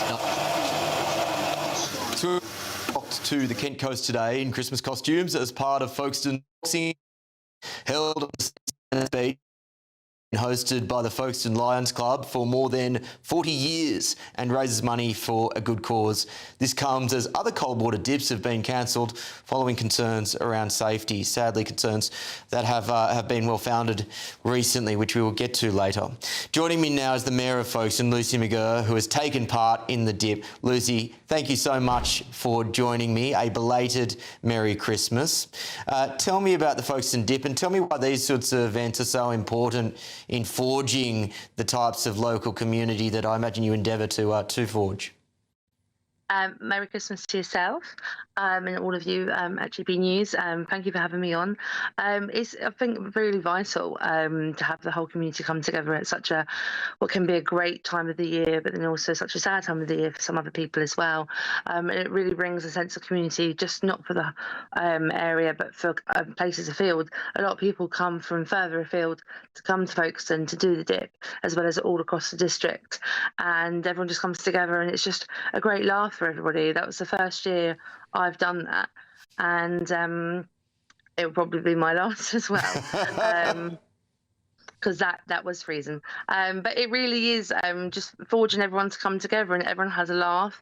And I was talking to people and just getting that really good sense of, pride there, which is, fantastic. And everyone was just having a laugh or just freezing their bums off. So I really do think it brings the town together, and it's so nice to see hundreds of people come out and do it. We had over 400 people take part today, as well as many people who lined the promenade to watch, all the families that come by, which I think is absolutely fantastic. I guess this is the obvious question, but I've got to ask it. Just how cold was it? My feet felt like ice. Yeah, well, I'm not surprised. Notwithstanding the health benefits of cold water therapy, that's a bit too much, a bit too rich for my blood.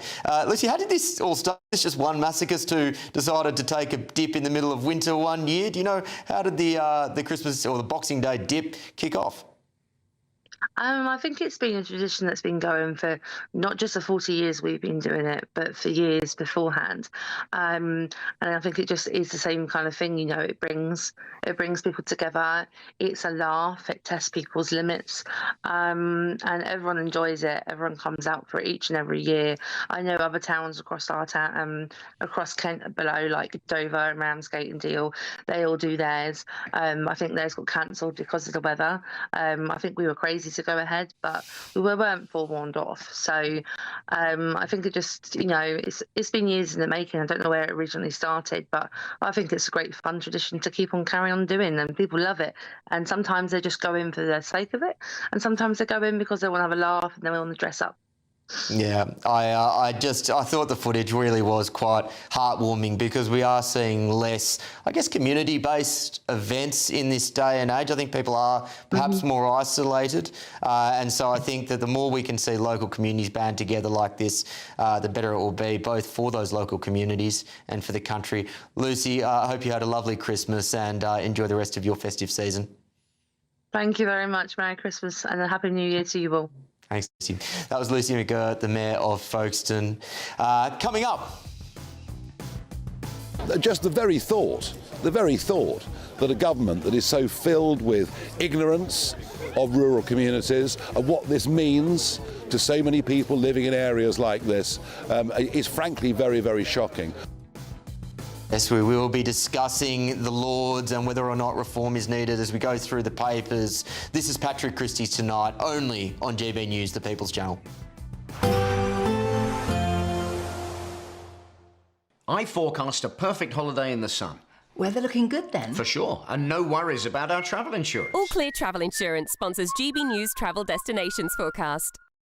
If you're off on a post-Christmas break to the Western Mediterranean, then do prepare yourselves for some pretty unsettled weather over the next few days. Parts of Spain and Portugal will see some very heavy rain and also some gusty winds, so temperatures below average, potentially even some mountain snow across parts of southern Spain. Unsettled for the Balearic Islands as well, and perhaps also Corsica, but most of Italy, Greece and parts of the Balkans seeing a much sunnier interlude compared to of late. There will be some mountain snow across the north of Turkey as well, though, over the next few days. All Clear Travel Insurance sponsors GB News Travel Destinations Forecast. Good evening and welcome to your latest GB News weather update from the Met Office. As we move into the weekend, there's not going to be a great deal of change. It's going to stay largely dry for most of us. There will be more in the way of cloud, though, compared to recent days, with the best of the sunshine in the west. It's all thanks to this large area of high pressure dominating this weekend, keeping it dry and settled for the vast majority. Back to this evening then, and generally it's a fairly cloudy end to Boxing Day across parts of Wales and southern and southwestern parts of England. Also quite cloudy across the northeast of Scotland and some northeastern parts of England as well. Even the odd spit and spot of light rain or drizzle later in the night. And so temperatures actually rising towards the morning in some places here, but where skies do stay clear elsewhere, we will see a fairly widespread frost and temperatures perhaps down to -2 or -3 in the coldest spots. But across more northern parts of Scotland, here, as I say, temperatures will rise towards the end of the night, and we could see a little bit of drizzle moving into parts of Moray and parts of Aberdeenshire by the end of the night. A glorious start to the day, though, across many western parts of Scotland. Unbroken sunshine here. A cold, frosty and sunny start to the day across Northern Ireland and northwest England, and a mixture of cloud and sunny spells elsewhere across more southern regions of England and Wales. As we go through the morning on Saturday, the winds will start to strengthen. It will turn quite breezy once again in the south of the UK, and over the hills and the mountains of Wales and the southwest, we could see gusts of 30 to 40 miles per hour through the afternoon.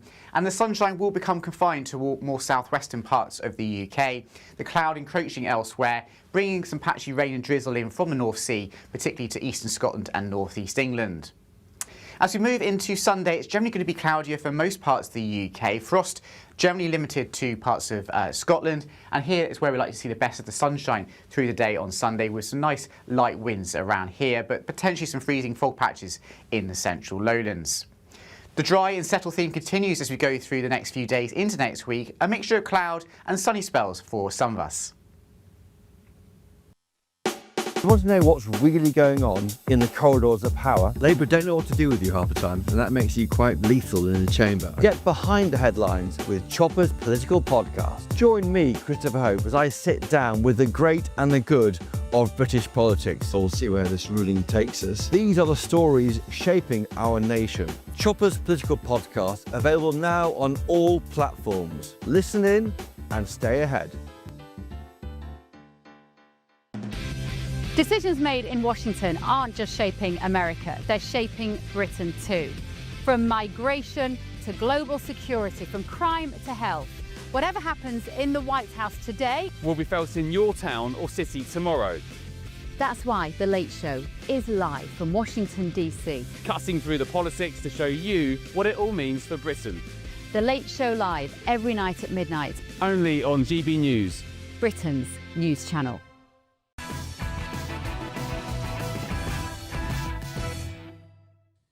Welcome back to Patrick Christys tonight with me, Will Kingston. The comments are coming in thick and fast on gbnews.com/your say. Please get in touch with us to be part of the conversation this evening on the topic of the ECHR and the broader illegal migrant crisis. There were several comments, and I apologise, I don't have the names in front of me, but several comments along the lines of, to the most extreme end, these judges should be put in prison, but even short of that, where is the accountability for these judges who seem to be making or taking liberties with the law in pursuit of a political agenda? Linda, I'll go to you on this one. Do you think there are adequate accountability mechanisms in place for judges who are making decisions which seem to be either out of step with the mood of the public or, even worse, potentially not within the spirit of the law in which they are interpreting? Well, the judge doesn't actually have to stay in line with the mood. That's why I said the second bit. I know as I said that is incorrect. You're right. So let me say this. If it is, they are interpreting a law which is obviously outside the spirit of which the law was first written. Now, for example, you mentioned the ECHR convention, the ECHR, I should say, was written straight after World War II, very explicitly to protect people fleeing war zones. That was the context. Yes, that it is obviously gone far beyond that, and judges are interpreting it far beyond that very limited remit. Should judges be more accountable for that wider interpretation? I mean, I'm not a lawyer, but in the legal system in this country, when the judge comes in with a decision, I think that he is accountable to a higher court when it's on a point of law or something like that. On a technicality, I think you can appeal. But actually, that doesn't happen very often. And I think at the moment you're getting judges who have turned this into some kind of... It's not really left-wing, but turned it into a kind of intellectual exercise that they can somehow make their thought processes fit what they want to do.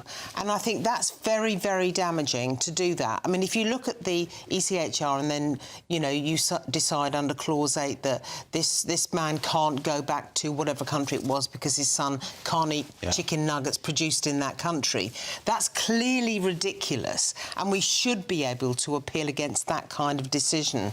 Yeah, Susie, do you think even beyond that there should be more accountability for judges that are potentially trying to make policy under the guise of interpreting law? Yeah, I mean, I think, again, look, some of these examples are... You could say balmy, but they're quite infuriating to listen to, you know, and actually it's completely unjust. And the point is it's actually a misuse of actually what Section 3 and Section 8 are there for. My hope is that Starmer bringing in new domestic legislation to restrict how they can apply Article 3 and 8 will hopefully deal with this problem. But yeah, I think, you know, judges aren't acting really in line with the spirit of what, you know, those sections are saying. Well, we can only hope for reform in the new year. As I said, don't hold your breath, but we will see. Let's go through the papers that have come out hot off the press. The Eye Weekend is saying Gap Year soldier will be trained to fight in war zones under a new UK Army scheme. I'm not sure how popular that will be. We'll get into that. The Express. Criminals out for Christmas after early release. This is one that infuriates me, and we're definitely going to discuss this. Daily Mail. 1 in 15 cars are fitted with plates that cameras can't read, hitting the big issues. The Times, royal trips to woo Trump, which obviously we saw was very successful, I would argue, earlier this year. We also have the Daily Telegraph. The NHS is twice as reliant on foreign doctors. Britain falls behind other Western nations by failing to hire homegrown medics. I've spoken, for example, to Dr. Renee on other GBNews shows throughout the course of the year, where I hear that there are several people with degrees in medicine in the UK who did UK degrees who are struggling to get a job. So I find this particular topic particularly bamboozling. The Times, as we said, royals trips to woo Trump. I want to go back to the Daily Express. Criminals out for Christmas after early release. Robert Jenrick has slammed a scheme which has freed 8,000 convicts to roam our streets. Now, look, one person would argue that it is hypocritical for the Conservatives to be saying this, given that obviously the prisons were pretty much at capacity when Labor did come in. I think that is a very fair point to make. At the same time, many other people would say that people are being locked up for the wrong things, for example, thought crime, and that there hasn't been any improvement under Labor, despite the fact that now, as Linda pointed out, the whole well, the Conservatives created this problem, excuse is wearing very thin. Where do you fall on this, Christo?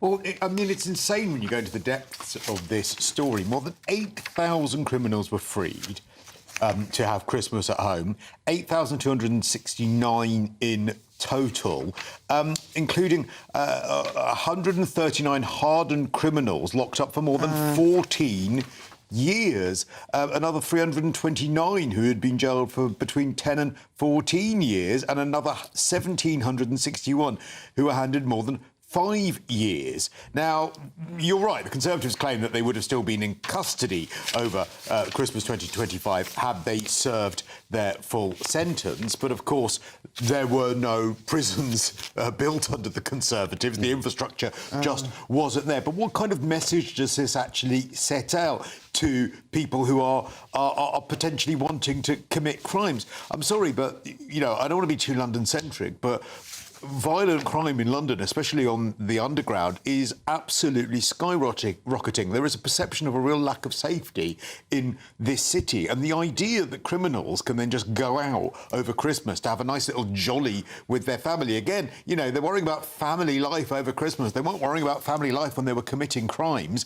And so I just think that this is, once again, you know, we were talking before about the tough talk by Shabana Mahmood. This ain't tough talk. Susie, I want to respond on that because, you know, I live in London and I know for a fact that many people feel like there is an increasing sense of lawlessness on, well, I was about to say on relatively minor, nothing is a minor crime, but on relatively minor crimes like phone theft, like petty shoplifting, as well as the very more serious crimes like sexual assault in the major cities, including London. Do you acknowledge that people are increasingly fearful and worried about this feeling that crime is on the rise?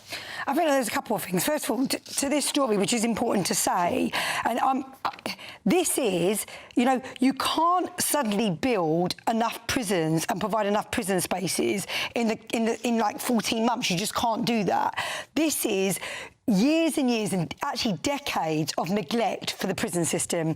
Conservatives did not build the prison spaces, and I just think it's really important to acknowledge this is infuriating. Of course it's infuriating. It's infuriating for all of us, but there's no way that Labour could have fixed this within the last year and a couple of months. However, if we're not fixing this by the end of our term, not the end, but by the next general election, then, for me, I would have a problem.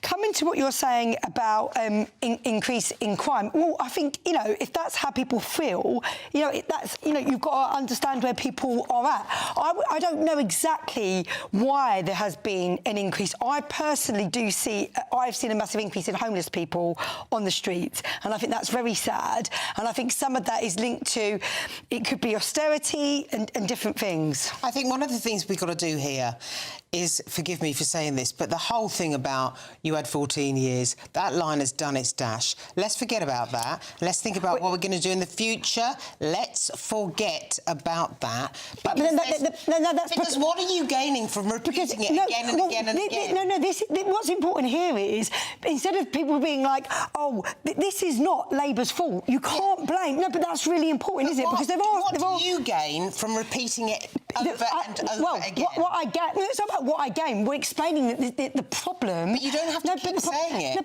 No, I think it is important because this isn't. Oh, we're frustrated with Shabana Mahmood for releasing 8,000 prisoners.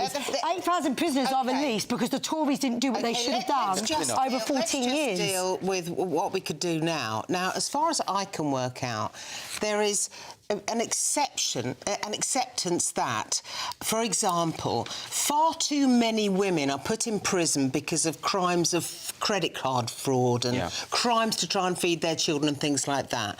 We need to make sure that those women do not receive custodial sentences. We need to reduce custodial sentences for minor crimes, but when it comes to some of these hardened criminals mentioned on this front page splash, we need to make sure that they do not come out for Christmas.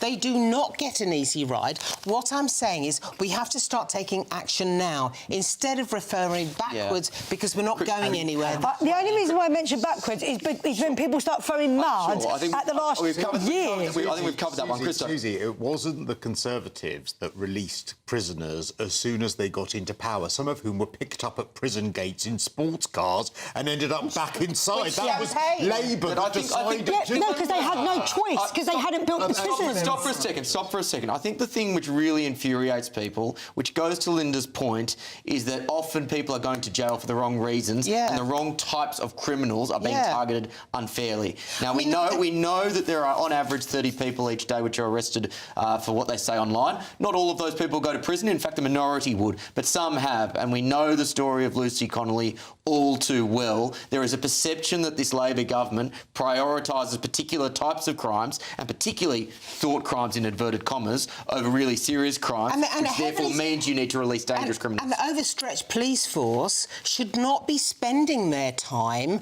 investigating those crimes which no one is particularly worried about, and they don't deserve really tough sentences, custodial sentences. And there's also a bigger problem of it's something like 80% of offending is reoffending. So basically, people serve their term, they come out and they reoffend. So obviously there's something wrong with doing there when it comes to rehabilitation. But there are bigger things at play here.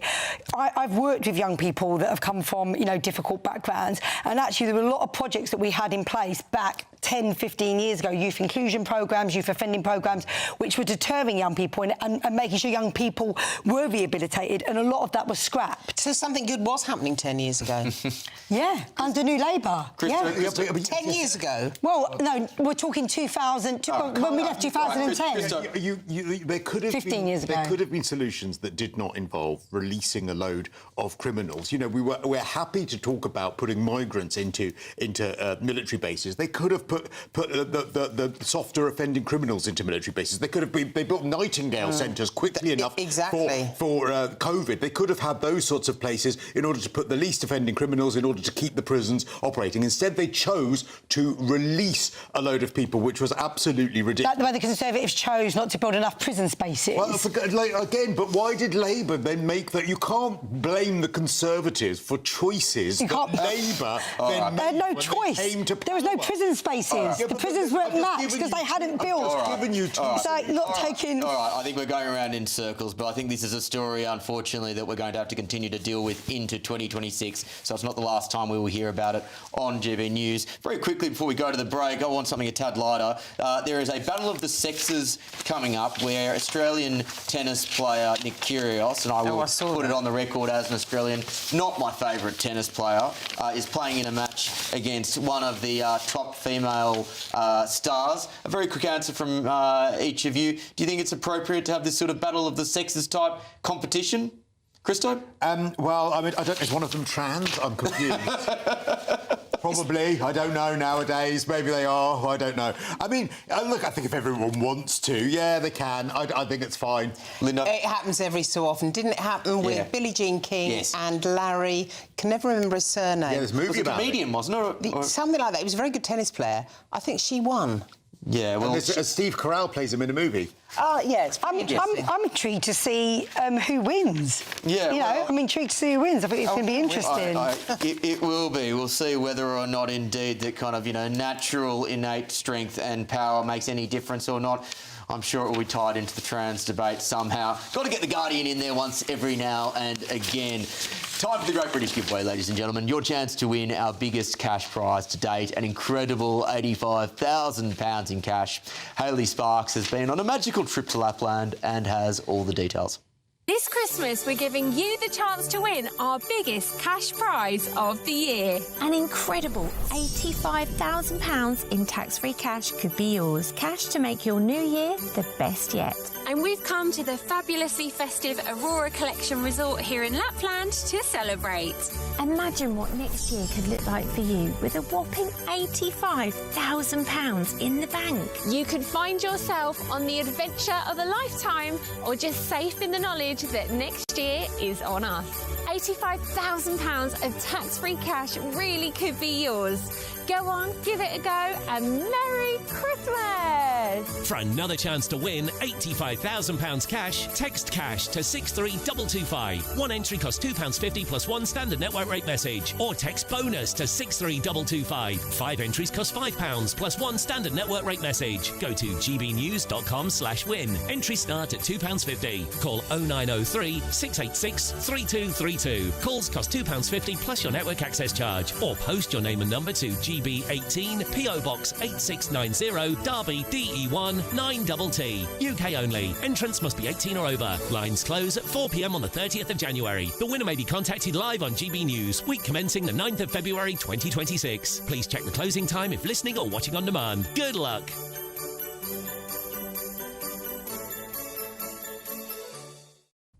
And, of course, that's Irina Sabalenka, four-time Grand Slam champion that Nick Kyrgios is coming up against in the Battle of the Sexes as promoted on the Guardian front page. It will be fascinating to see how that match turns out. And Bobby Riggs was, of course, the tennis player who Billie Jean King played in times gone by.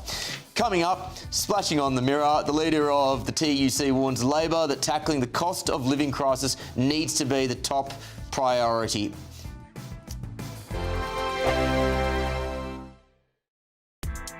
Join me, Nana Akweer, for an informative, interactive news programme with a difference. It's fun. No, he didn't say that, Dave. I'm so surprised. I think there's an element of truth to that. Join me from 3 p.m. every weekend, only on GB News, Britain's news channel. Martin Daubney, weekdays from 3 p.m. I think it's just good, honest, humble food. And yeah, as people get away from the ultra-processed stuff and get back to their roots, and what's better than a good jacket potato? Do you know what? Sales of jacket spuds have gone through the roof. The big potatoes at Waitrose. There's been a 178% increase in people looking at recipes. And I just think it's wholesome, it's affordable, it's comfortable, you know, it makes you feel good, it's back to basics. That, I think, at the moment, sums up the nation. I think very much it being affordable as well. With the climate we're living in at the moment, it definitely helps knowing, you know, you're putting food on the table for a reasonable price, and people appreciate that. And it's good, honest food. You can feed your kids, and kids are seeing it on social media, and they're getting excited about it as well. So they're not like, you know, obviously everyone sees all the big brands, and now there's all these, you know, jacket potato people out there, and we're giving them something that's healthy, and they want to eat it. And I think the parents appreciate that. And Ben, I've seen your videos. They queue around the block to get to you. If people are in the mood to cook a potato tonight, of course, we don't want to affect your sales. What is your sort of top of the pops spud recipe? Give it to us. Oh, it's all about variety. It's picking the right potato is really important. Get a nice melody or a cara or culture or something like that. Nice and big. In the oven, if you can. Hour and 20. Get a nice crispy skin on there. Loads of butter, loads of cheese, and a nice curry on top or something. That's my go-to. Ooh. Now that was a final little curveball there you threw at the last minute there, Ben. GB News, the People's Channel. In the GB Newsroom, we bring you the news as it happens. With our team of dedicated journalists across the UK, we're ready to keep you up to date with what's happening every half an hour, every single day. Bulletins here on GB News. The People's Channel. Britain's news channel. Britain deserves a newsroom that puts the facts and your voice first. Well, and that's what you get on GB News. Lively debates, lively conversation. And we're not afraid to hold power to account.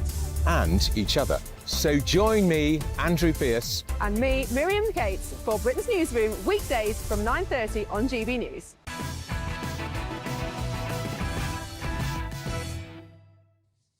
Welcome back to Patrick Christys Tonight with me, Will Kingston, filling in for the great man this evening. I want to go straight to two interesting stories that dovetail nicely in The Guardian and The Daily Telegraph, respectively. The Daily Telegraph is referring to a report that says that the NHS is twice as reliant on foreign doctors as other Western countries. But then The Guardian on their front page has said the NHS is at risk as overseas doctors are put off by racism. Foreign doctors and nurses are increasingly shunning the NHS, according to The Guardian, and the leader of Britain's medics, I should say, because of anti-migrant rhetoric and rising racism, allegedly, in the country. Linda, try and make sense of these two stories for me. But I do think that those two stories can coexist. So the OECD has said that the NHS is twice as reliant on foreign doctors, and it seems to me that that is true. On a purely visual and anecdotal level, I can think that we can see that we are heavily reliant on doctors that are trained overseas. And that is because we have not trained and hired our own homegrown medics, point one, and we see in this country the increasing encroachment of what's called physician associates, which are, they're not properly medically qualified doctors, and they are assuming some of the roles that should be taken by properly qualified doctors. It's a very contentious story. It's bound to come up in the new year. Yeah. Now, NHS at risk as overseas doctors put off by racism is, well, if it's happening, happening, it's disastrous for us because we can't afford to miss out on some of those doctors because they don't like hearing this rhetoric when they come to this country. Well, the argument against that is that this just becomes a Ponzi scheme because for every doctor that comes to this country, they bring their family and there may be 3, 5, 7 potential dependents who then all need NHS care. And that's been the argument against bringing in foreign nurses and doctors. I agree, but at the moment, it's like trying to turn around an ocean-going liner. It's going to be very, very difficult to do that in the short term. What we need to do is start training our own doctors, free up university places to train new medics. I mean, you've said the phrase there, short term, because everyone thinks about the NHS in short term. They do. Language. And it's so ridiculous. So this story says that we have 42% of our doctors in the NHS are from abroad, as opposed to, I think, 15% in Germany, 11% in France. Now, NHS at risk as overseas doctors put off by racism. I don't want overseas doctors put off by racism, but I do want overseas doctors put off because I want us to have a long-term view of the NHS and I want us to have our own doctors and nurses, as you said, trained. I want us to actually say to doctors and nurses who are training in the UK, it's insane to me that they have to pay such exorbitant fees. We wouldn't be having half of the arguments we have about hang on. We wouldn't be having half of the arguments that we're having about doctors' pay, of nurses' pay, if they didn't have such huge debts when they come out of their training. So we need an entire strategy about having nurses and doctors and people being decently paid without having these ridiculous fees and hanging over their heads, going into the NHS, a proper long-term strategy so that we can start to... You've got to go slightly further down the pipeline because it's got to be those university places that are freed up for these kids, and at the moment they just aren't there. I mean, look, in the long term, absolutely, we don't want to have to be relying on overseas doctors because they cost far more, and it is important that we're, homegrown, training up our own doctors, but there is going to be a long-term strategy to do that. I think this is sad that, overseas doctors are being put off. And I think, again, if it is that actually this is a massive problem, then obviously it's concerning for all of us. But in the long term, we don't want to have that reliance. Yeah, Linda, your thoughts to round this up? Well, I can only say that for too long, people have faddled around with the NHS, doing a little bit of fine pruning here and there, and there needs to be some form of radical decision-making here. I mean, it's going to be hard for people to bear. They don't want to hear it, but something new has to come into the equation. Sorry, I know that this was going to be your final thought, but also I'm so frustrated by the fact that we can't have a conversation with the NHS nowadays without people saying, well, no, sorry, we need all these foreign people in the NHS and it will collapse otherwise. The NHS would implode otherwise. Well, actually, that shuts down us ever having a conversation about trying to reform. That's my point. There's also a separate but related point, which I've always found odd as, a very fortunate visitor, guest in this country, and that is almost the dogmatic way in which many people talk about the NHS. It's because it's treated like a sacred cow. It's treated like some form of religion.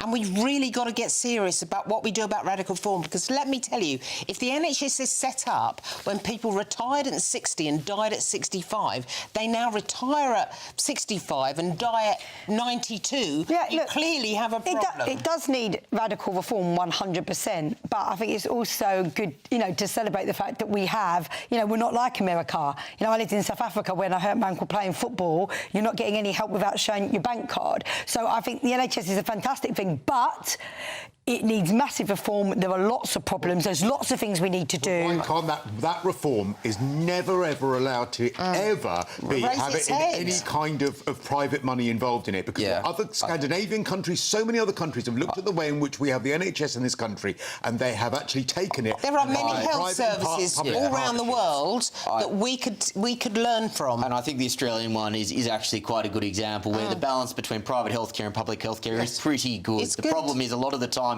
when any suggestion of strengthening private healthcare in the UK comes up, the American example is raised where you basically start saying, well, you're going to let people die in the streets. I think that's wrong.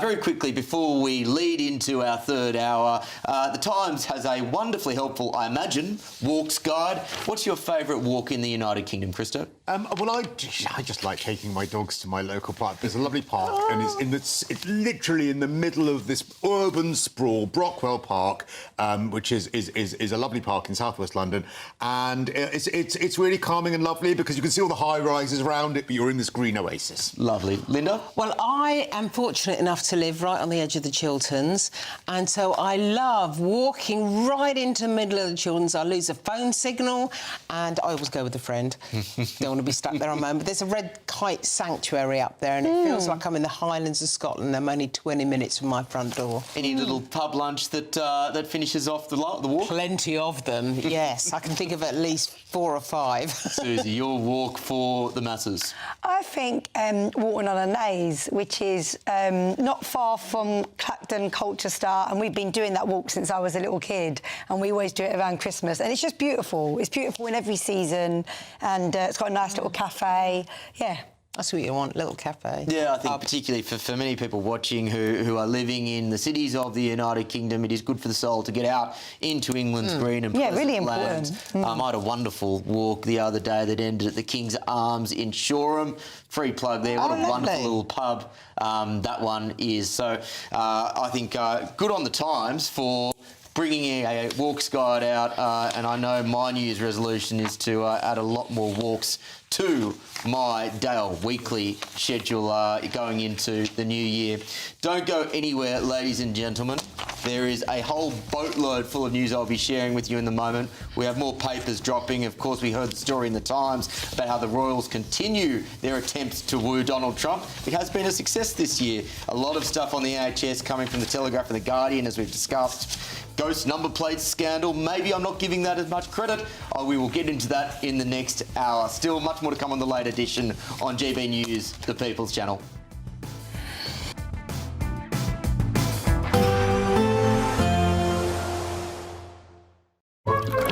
Warm and cosy, with a chance of zero visibility.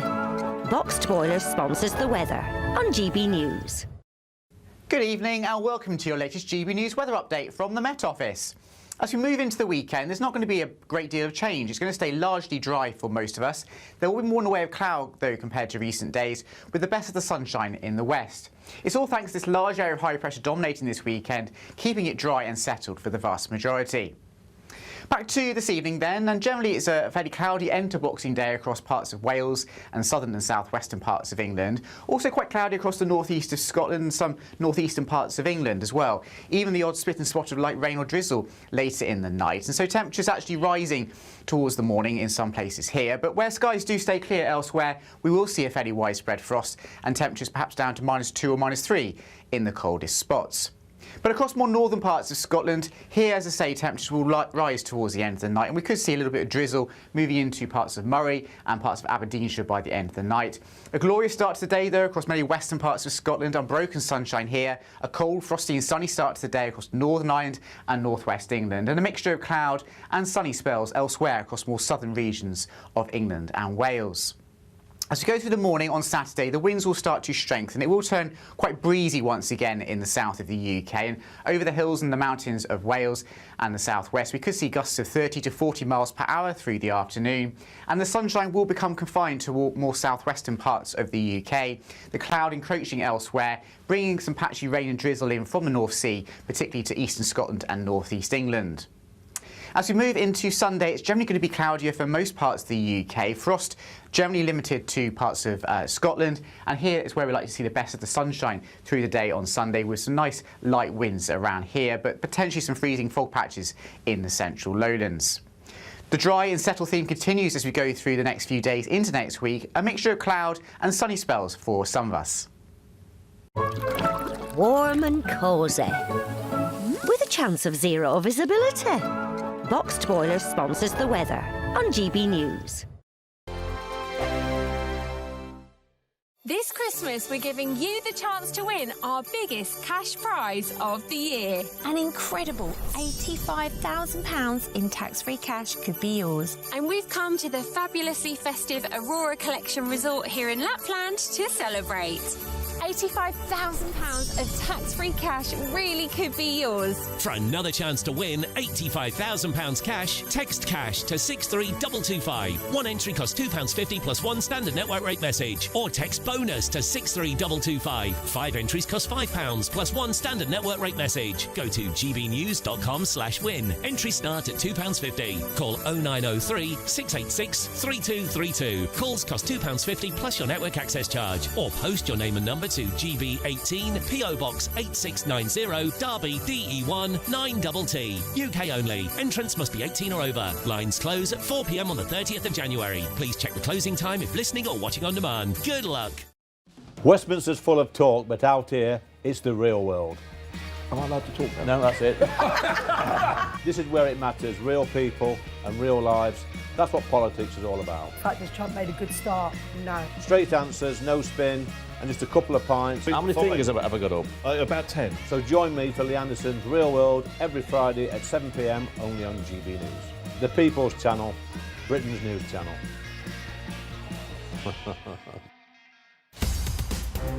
In the GB Newsroom, we bring you the news as it happens. With our team of dedicated journalists across the UK. We're ready to keep you up to date with what's happening every half an hour, every single day. Bulletins here on GB News. The People's Channel. Britain's news channel. Hi, I'm Michelle Dewberry, and my show is your opportunity to cut through all the noise and dive in headfirst to some robust debates. Ideas clash. Situation, isn't it? Because the failure is... You're deliberately avoiding my point. Nothing's held back. And if you think this is the end of it, wait for more. And we do not shy away from the difficult stuff. Sometimes I want to shake people and say, if only you understood. So join me on Jubes & Co. weeknights at 6 p.m, only on GB News, Britain's news channel. 5 hosts, 5 opinions, 5 fearless debates, 5 unfiltered takes on the day's news. 5 reasons not to be anywhere else on Saturday night. This is the Saturday 5. You got me good there. Britain's biggest Saturday night TV show. It's not a bad brand. Yeah. Uncensored. Very, very easy tonight. On the unpredictable. What did she say? Can you translate it for us? And always entertaining. And how can a country go from being led by William Wallace Saturday nights from 6 p.m. only on GB News, the People's Channel. Britain's news channel. You're going to want to stay tuned, trust me.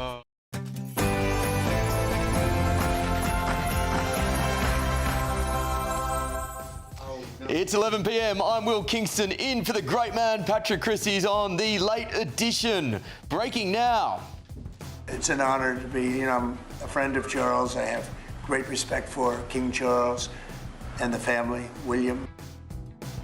An unlikely friendship, perhaps, after President Trump's second state visit. Some may describe me in the coming months as a tough Home Secretary. Perhaps that is true. Just been told there was a camera coming at my head, so we needed to get that shot out as quickly as possible. So thank you for that to the backroom team. Jabana Mahmood doesn't seem quite so tough tonight after more than 8,000 criminals were freed to enjoy Christmas at home, thanks to Labor's early release scheme. And that's part of the wider reform agenda we've got to take the NHS from the worst crisis in its history, get it back on its feet and make sure it's fit for the future. Did you know that making the NHS fit for the future involves making us more reliant on foreign doctors and nurses than almost every other Western country? Well, if you were watching in the last hour, you certainly would, but we'll be covering that in the next hour as well. That's what the official figures have revealed. There's lots of coverage on the traditional Boxing Day hunts. This one's got a huge response from our viewers and listeners throughout the day after Nigel Farage hit out at Labor's bid to ban trail hunting. Just the very thought that a government that is so filled with ignorance of rural communities, of what this means to so many people living in areas like this, is frankly very, very shocking.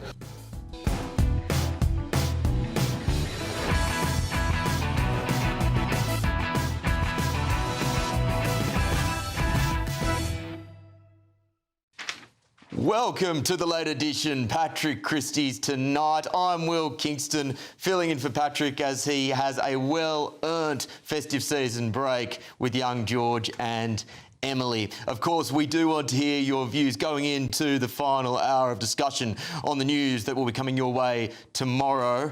Please get in touch with us at gbnews.com/your say.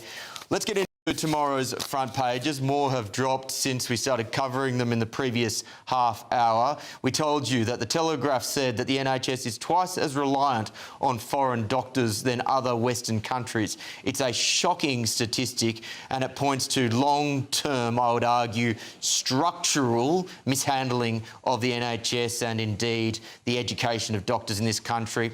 The Guardian, foreign doctors and nurses are shunning the NHS because of anti-migrant rhetoric. Two stories that dovetail, sadly, neatly together. The Mirror has said the leader of the TUC warns Labor that tackling the cost of living crisis needs to be the party's top priority. An obvious observation, but sometimes the obvious observations are indeed the most important ones. The I Weekend said that gap year soldiers will be trained to fight in war zones, and I can tell you right now that if this country is expecting many young men and women to take up this scheme, I would be incredibly surprised, but my panel may disagree with me in the coming hour. The Express, criminals out for Christmas after early release. Yes, this is one that infuriates me, as we discussed earlier in the show. The Daily Mail, 1 in 15 cars are fitted with plates that cameras can't read. The ghost number plates scandal.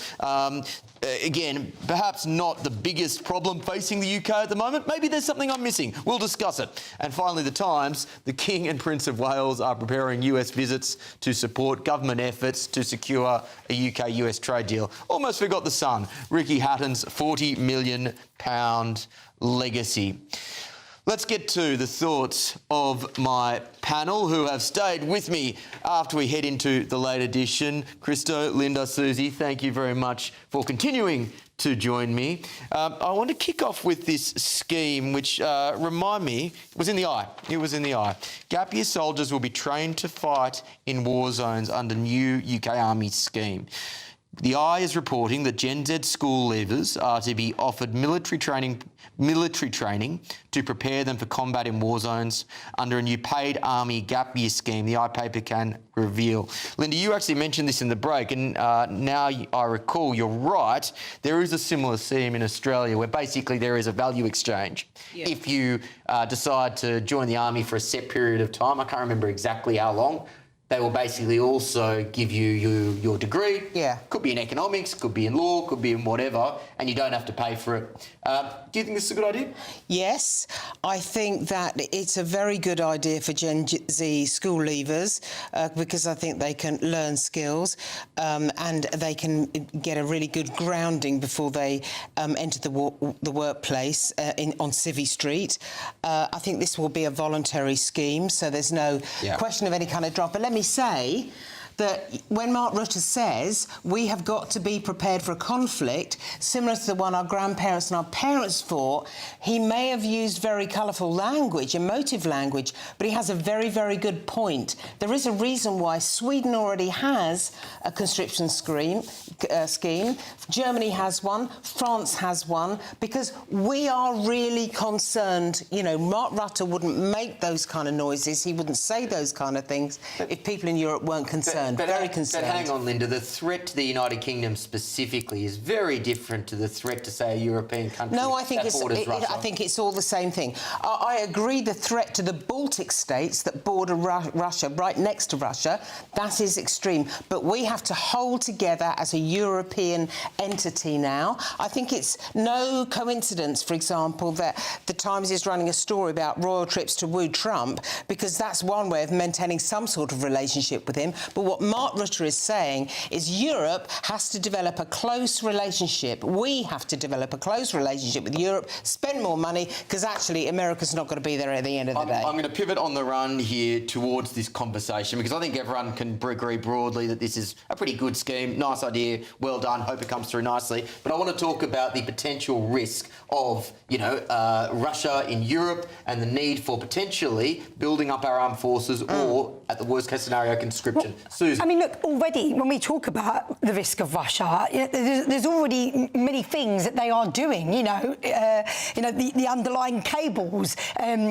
Wasn't that long ago that they poisoned someone on British soil? Do you know what I mean? Already... The Skripal poisoning. Yeah, exactly. Already, Russia, we're obviously not at war with them, but already it's very concerning. Just to come back, I think this is a very positive story on lots of levels.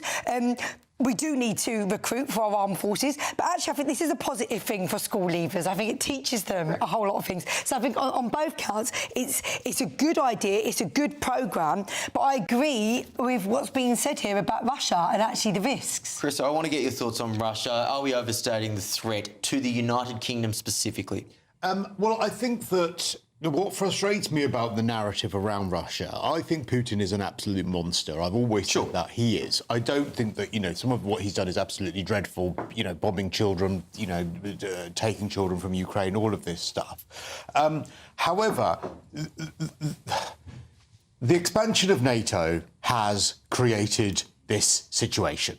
And those are sovereign nations that have chosen to become a part of NATO. But that is what has happened. This could have been predicted. The West made a decision to accept those countries as part of NATO, and it's almost like they suddenly woke up one day and said, oh, gosh, Russia seems a little bit annoyed by this. Well, of course Russia You are right, but what do we do now? And so I find it frustrating that we are cleaning up this mess of 30 years of successive governments throughout Europe that have allowed this to continue. And the hypocrisy around this, because if Ireland had a strategic alliance with the Chinese, with China, for instance, we would be doing exactly what Russia is doing. So, I just want to get that out there to start with. What worries me about Russia, I think this is a good thing that we build up our military and all of this stuff, because Russia needs to know that we have a good military. My worry is that if this doesn't work, what the hell will we be fighting for if Russia do actually want to create a threat with the United Kingdom? Because I think that the very patriotism that those in charge would rely on by us needing to confront Russia is the very thing that they're locking people up for at the moment. And this is the key point. Now, look, there is a carrot and stick element to building up an armed forces. This is very much the carrot approach. Provide incentives to get people involved in the military. Fantastic. I don't think many people would argue with that as being a sensible, smart policy.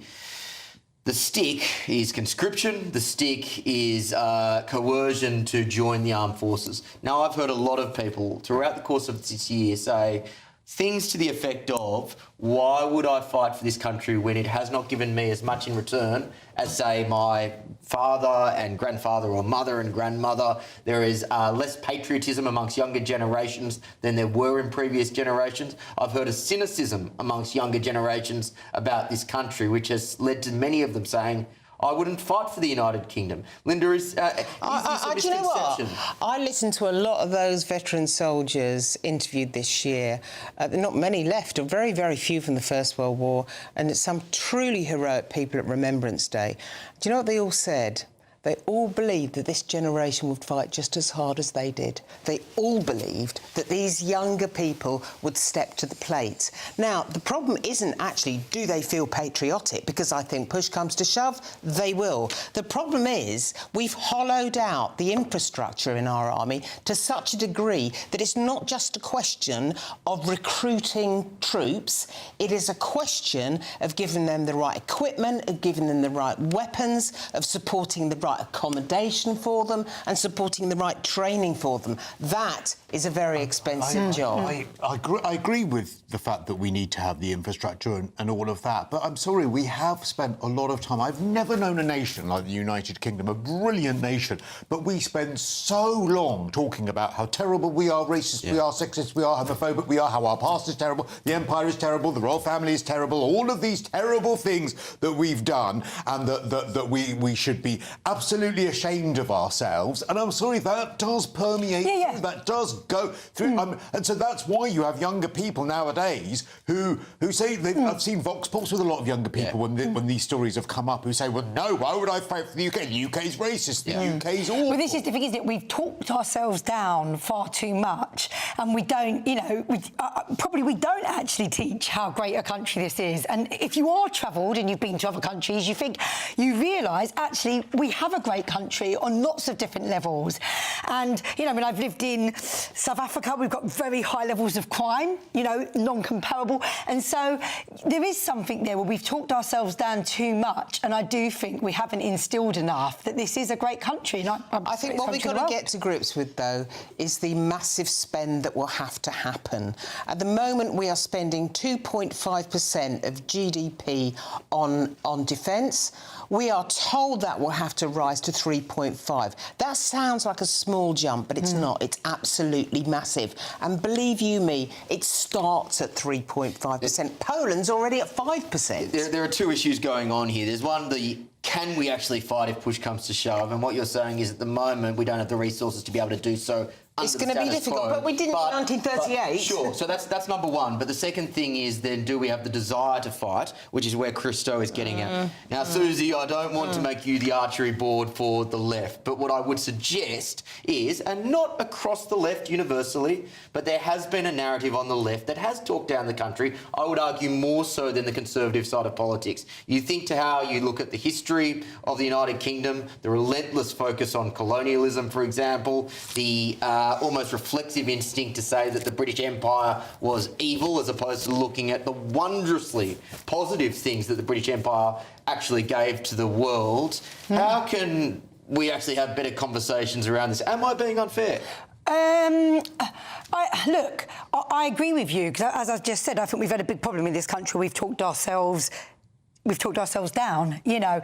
And I have to, like, so for example, I come from Tower Hamlets, the East End of London. Often people talk about that area as, oh, you know, it's just the East End, it's just whatever. And actually, it's an area of great social reform. You know, George Lansbury, Barnardo's, the Salvation Army, Toynbee Hall, the first of a community centre in the world that went, do you know what I mean? And so, like, sometimes I think we don't celebrate enough what is great about this nation. I think there are aspects of the hard, I'm going to call it the hard left, I'm going to call it what it is, because I am Labour and I always talk up this nation. I always, you know, I'm well travelled, I've been to other countries, I've seen lots of problems that other countries have.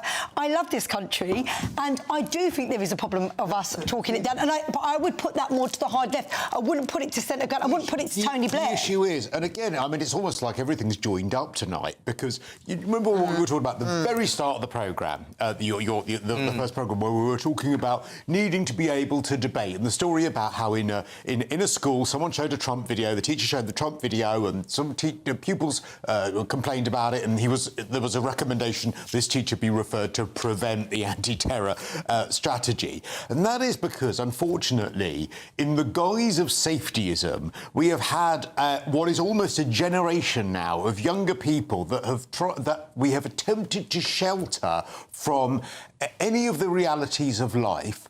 And those younger people, unfortunately, have been encouraged to also see problems where they are not there. That is why, if you come last now, it's not that actually the cold, hard reality of life, maybe you weren't good enough. No. It's racism. It's homophobia. It's sexism. It's that you have had parents that weren't as wealthy. It's always this victimhood mentality that has meant that actually the resilience required and the patriotism required to actually say, you know what, maybe this country isn't so bad after all, maybe the world isn't against me. Unfortunately, we don't have that anymore. And this is where I want to come back, Linda, to your comment, because you have pointed to anecdotal examples of past heroes who have fought for this country, saying that they believe in the younger generation, which I think is a very noble sentiment. Yeah. But at the same time, where Christo is coming from, I think, is, well, look, resilience in 1944 meant staying in a trench as German shells went overhead, whereas today kids can barely go across the monkey bars or, you know, listen to a Donald Trump video without getting emotional If you looked trauma. at Has something changed? No, if you looked at pre-1914 and around about 1938, you might find that you had exactly the same lack of resilience. You know, cometh the time, cometh the man, is the saying, or the woman for that matter. Sure. And I think what these guys were saying on several platforms was they were all asked, don't you think these days youngsters might not be as brave as you were? And they said, we have no doubt they will step to the plate in exactly the same way as we do. I say respectfully, Linda, but you're absolutely talking nonsense. We have young people nowadays. Hold on. I'm not saying that. I'm saying that you think it's the same as 1938. We have young people nowadays who can't get on a train and hear an announcement that doesn't include their pronouns, for goodness sake, without having some sort of meltdown.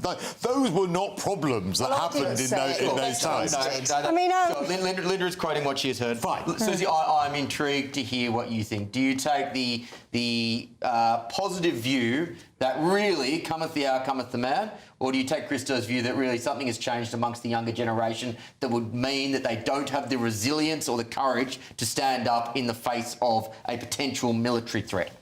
I mean, there's no way of fully knowing, Sure. but I think of you know, I don't know if you guys have seen the programme SAS Rogues, you know, on BBC. Yeah, of course. You know, incredible courage and bravery of just ordinary people, you know, to really turn the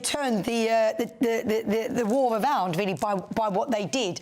And, you know, we don't know whether, you know, going back a few years before... You mean SAS Rogue Heroes? Yes. That delivered the soldiers from the best that British public schools and prisons had to offer. Do you say public schools and prisons? Yes, that's where they recruited them. Well, exactly.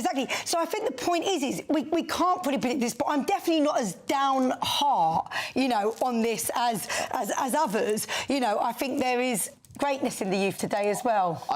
Well, look, I think one thing which we should make abundantly clear, it's dangerous to talk about the youth or indeed any group as a homogenous group, and that's also important. I probably fall more on the cynical side to the left of the table, but I really do hope that the young people of tomorrow would fight for this great country, because there is indeed so much to fight for. Prove us wrong. Prove us wrong. Time for the Great British Giveaway. Again, ladies and gentlemen, your chance to win our biggest cash prize to date, an incredible £85,000 in cold, hard cash. Hayley Sparks has been on what I've been told is a magical trip to Lapland and has all the details you need for a chance to make it yours. This Christmas, we're giving you the chance to win our biggest cash prize of the year. An incredible £85,000 in tax-free cash could be yours. Cash to make your new year the best yet. And we've come to the fabulously festive Aurora Collection Resort here in Lapland to celebrate. Imagine what next year could look like for you with a whopping £85,000 in the bank. You could find yourself on the adventure of a lifetime, or just safe in the knowledge that next year is on us.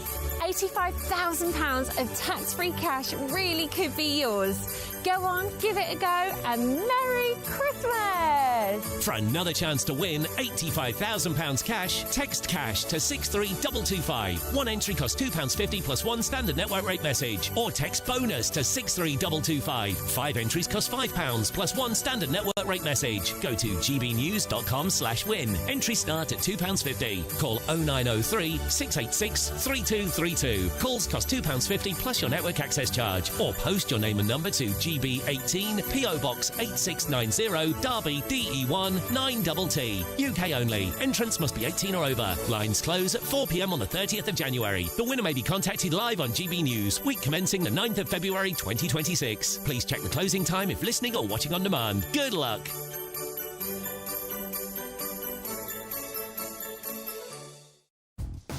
Coming up, Labor are alienating rural people through trail hunting bans. We're going to be talking about that controversial measure as part of their sweeping animal welfare strategy, which included stopping the boiling of live lobsters. The Lobster Lives Matter movement is, of course, now in full effect. This is Patrick Christys Tonight, late edition, only on the People's Channel, GB News. Westminster's full of talk, but out here, it's the real world. Am I allowed to talk now? No, that's it. This is where it matters. Real people and real lives. That's what politics is all about. The fact that Trump made a good start, no. Straight answers, no spin, and just a couple of pints. How many fingers have I got up? About 10. So join me for Lee Anderson's Real World every Friday at 7 p.m. only on GB News. The People's Channel, Britain's news channel. This is GB News, Britain's news channel. Well, here at Holbrook Animal Rescue, they're being forced to relocate, and if they can't find a suitable alternative, they'll even be at risk of closing. And I've seen the amazing work that they've done here. Just earlier we met a dog called Essie who has just found her almost possible forever home literally in the time that we were here. She only came here a couple of days ago, so it's really great work that they do for all animals. Like this one here, this is Torn, he's just a puppy, and I'm also joined by Laura Santini, who runs the shelter. Tell us a bit about Torn here. So this is just a little fellow that came in, no fault of his own. The people just couldn't cope with him. So he's lively, and he's a half shepherd, half Labrador. What kind of impact would the possible relocation or even closure have on dogs like this one and all the other animals you have here? Well, simply that we wouldn't be able to take them. So if the next one comes up like this and we've got nowhere to go, then we just can't take them, obviously. So what happens to them at that point, I don't know, because we don't just take beautiful pups like this. We take the old and the sick and the dogs that other people don't necessarily want to take. So I can't imagine what would happen to some of them. So I don't know. It's sad. It's just a sad situation. And you've had quite a lot of support from the community here in trying to relocate. What's been there for you in terms of support? They're absolutely incredible. They've sent 1,000 letters into the council to try and support us and help us and let everyone see the light that, you know, you do actually need animal sanctuaries around. You can't shut them all down. We're always getting phone calls saying how much people like what we do and hope we get our plan in appeal when it goes through and things like that. GB News, the People's Channel. You want to know what's really going on in the corridors of power? Labour don't know what to do with you half the time, and that makes you quite lethal in the chamber. Get behind the headlines with Chopper's political podcast. Join me, Christopher Hope, as I sit down with the great and the good of British politics. We'll see where this ruling takes us. These are the stories shaping our nation. Chopper's political podcast, available now on all platforms. Listen in and stay ahead.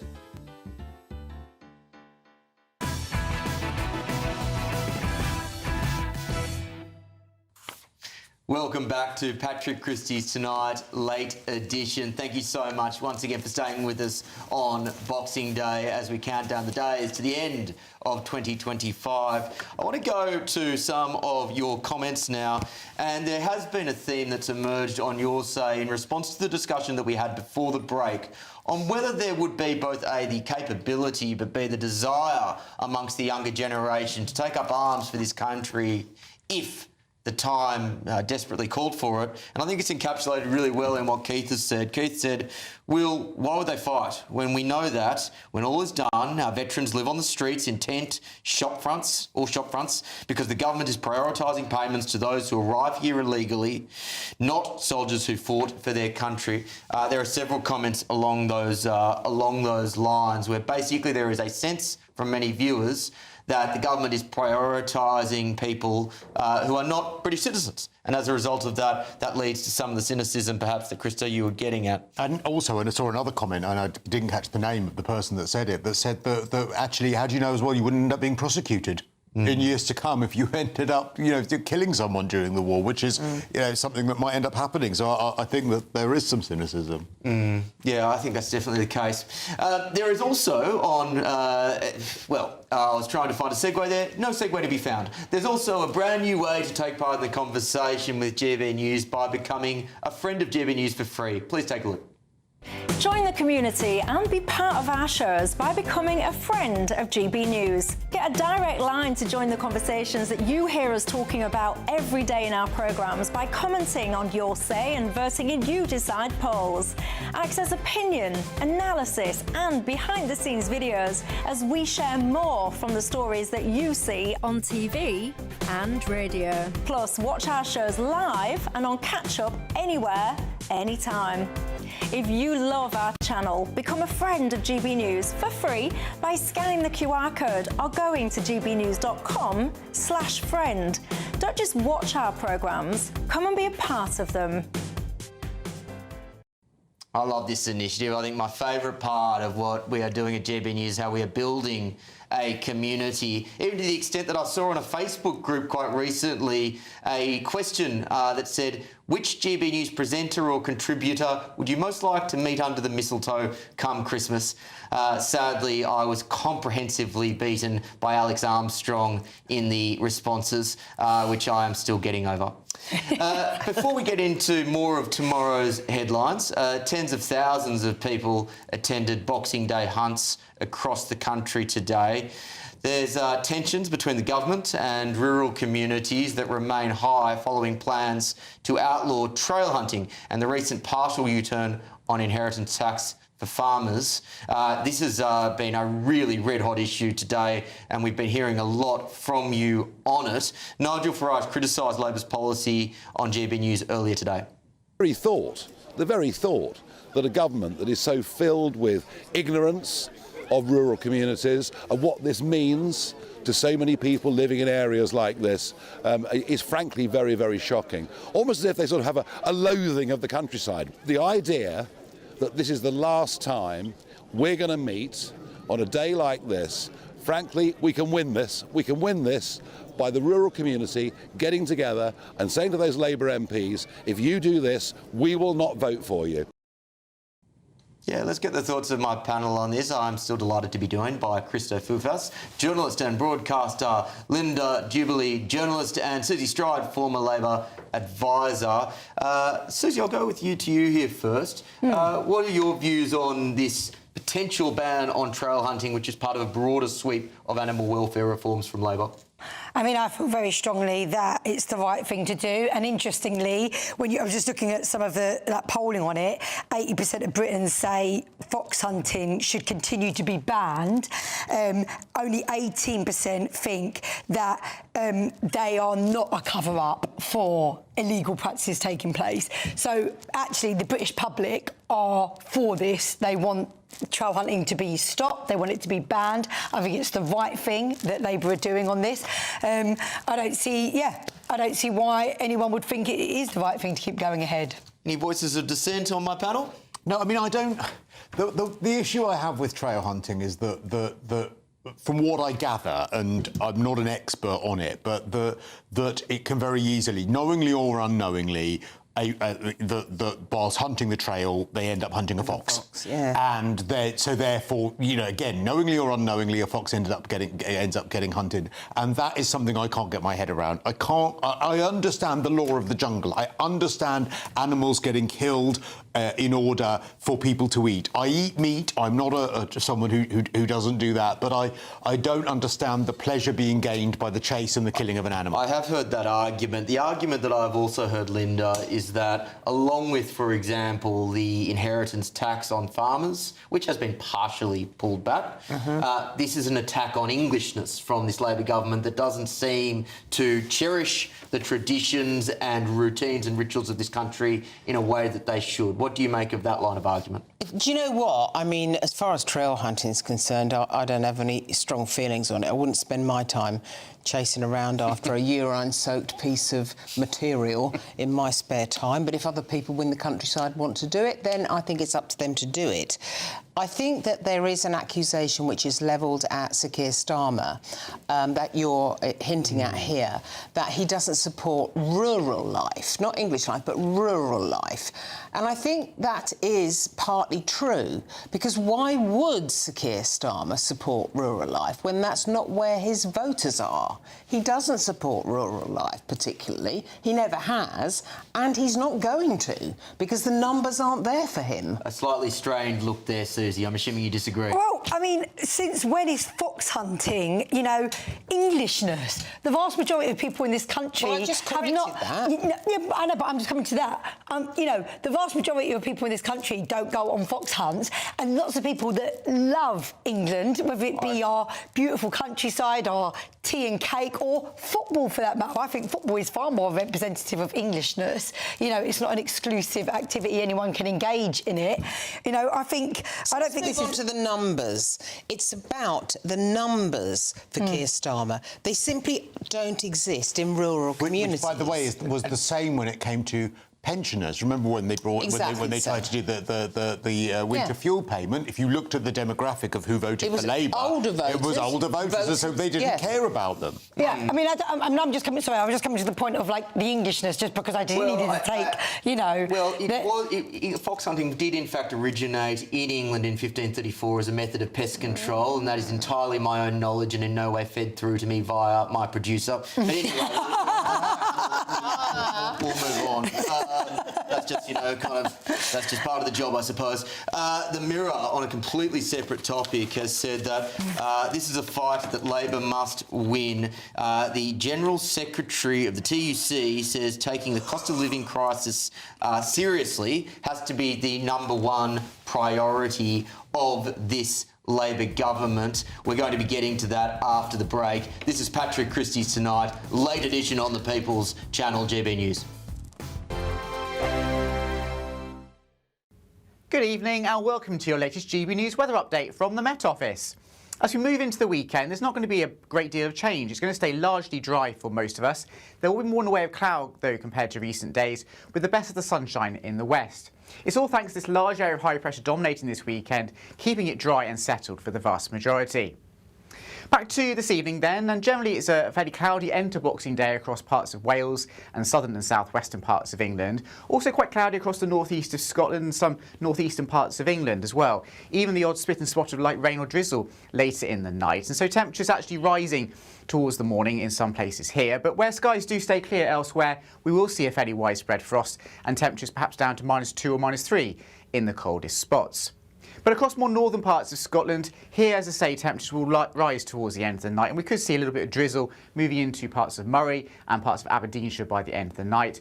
A glorious start to the day, though, across many western parts of Scotland. Unbroken sunshine here. A cold, frosty and sunny start to the day across Northern Ireland and northwest England, and a mixture of cloud and sunny spells elsewhere across more southern regions of England and Wales. As we go through the morning on Saturday, the winds will start to strengthen. It will turn quite breezy once again in the south of the UK, and over the hills and the mountains of Wales and the southwest, we could see gusts of 30 to 40 miles per hour through the afternoon. And the sunshine will become confined to more southwestern parts of the UK, the cloud encroaching elsewhere, bringing some patchy rain and drizzle in from the North Sea, particularly to eastern Scotland and northeast England. As we move into Sunday, it's generally going to be cloudier for most parts of the UK. Frost generally limited to parts of Scotland, and here is where we like to see the best of the sunshine through the day on Sunday, with some nice light winds around here, but potentially some freezing fog patches in the central lowlands. The dry and settle theme continues as we go through the next few days into next week, a mixture of cloud and sunny spells for some of us. Decisions made in Washington aren't just shaping America, they're shaping Britain too. From migration to global security, from crime to health. Whatever happens in the White House today will be felt in your town or city tomorrow. That's why The Late Show is live from Washington, D.C. Cutting through the politics to show you what it all means for Britain. The Late Show live every night at midnight. Only on GB News, Britain's news channel.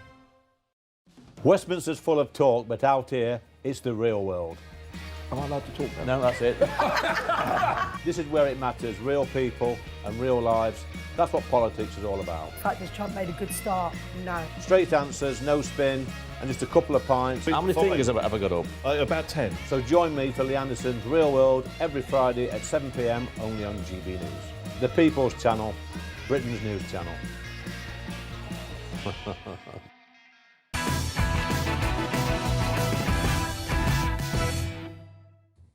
Welcome back to Patrick Christys Tonight, the late edition with me, Will Kingston, filling in for the great man, Patrick Christys. I want to go to the headline in The Mirror that's just come out hot off the press. This is from the trade union chief, a word of warning.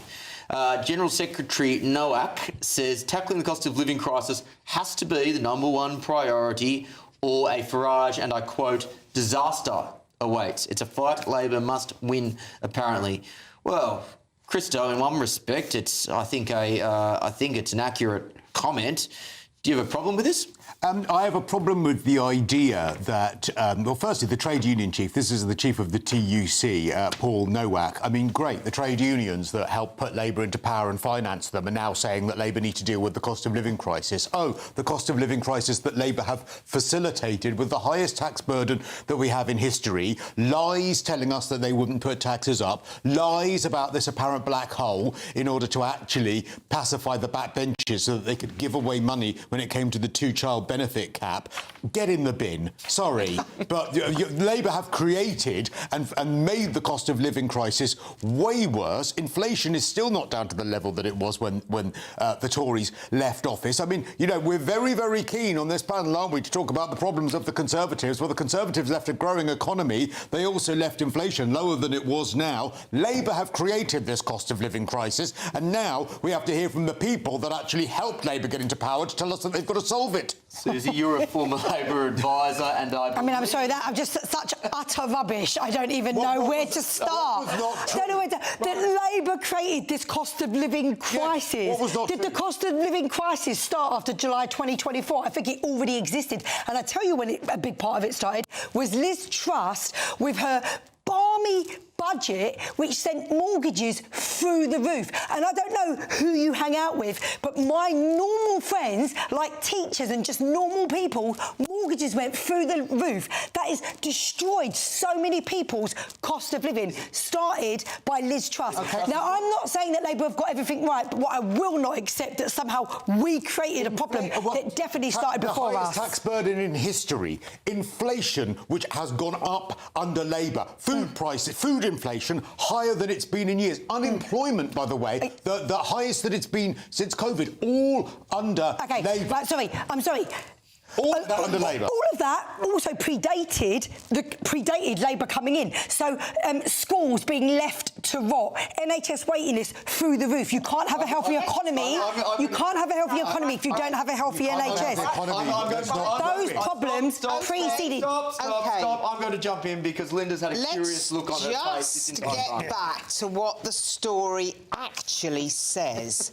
And it's got a thought about how to win the next general election. Very conciliatory. So I leave you with the words of President Clinton, coined by the great political strategist James Carville. It's the economy, stupid. There's no surprises in this story from the Daily Mirror. There's no point in going over who did what. The point is, what are people going to be making their minds up about in the next general election? And it will be the grocery bill. Now, that's a really interesting comment, and that comment from Carville, which I think everyone would have heard... at one time or another. At one time or another. It is almost a political truism. 99 times out of 100, any election across the Western world comes down to the health of the economy. I have thought about this, and I just wonder whether this is the 1 in 100 election in 2029 where there will be a different defining issue, and I don't think it takes a rocket scientist to see where I'm going with this, Christo, and that will be immigration. Yeah. What do you think will have a greater bearing on the 2029 election?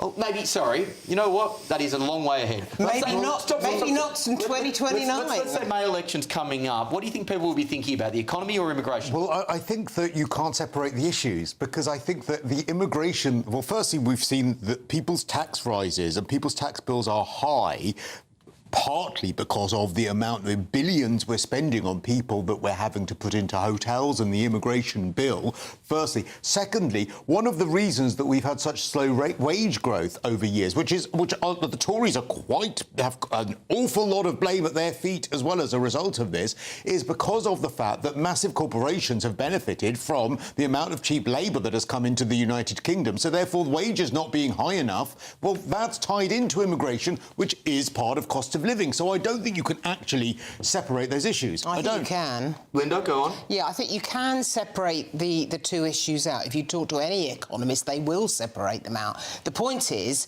the public perception that they can separate them out. Well, that's the truth.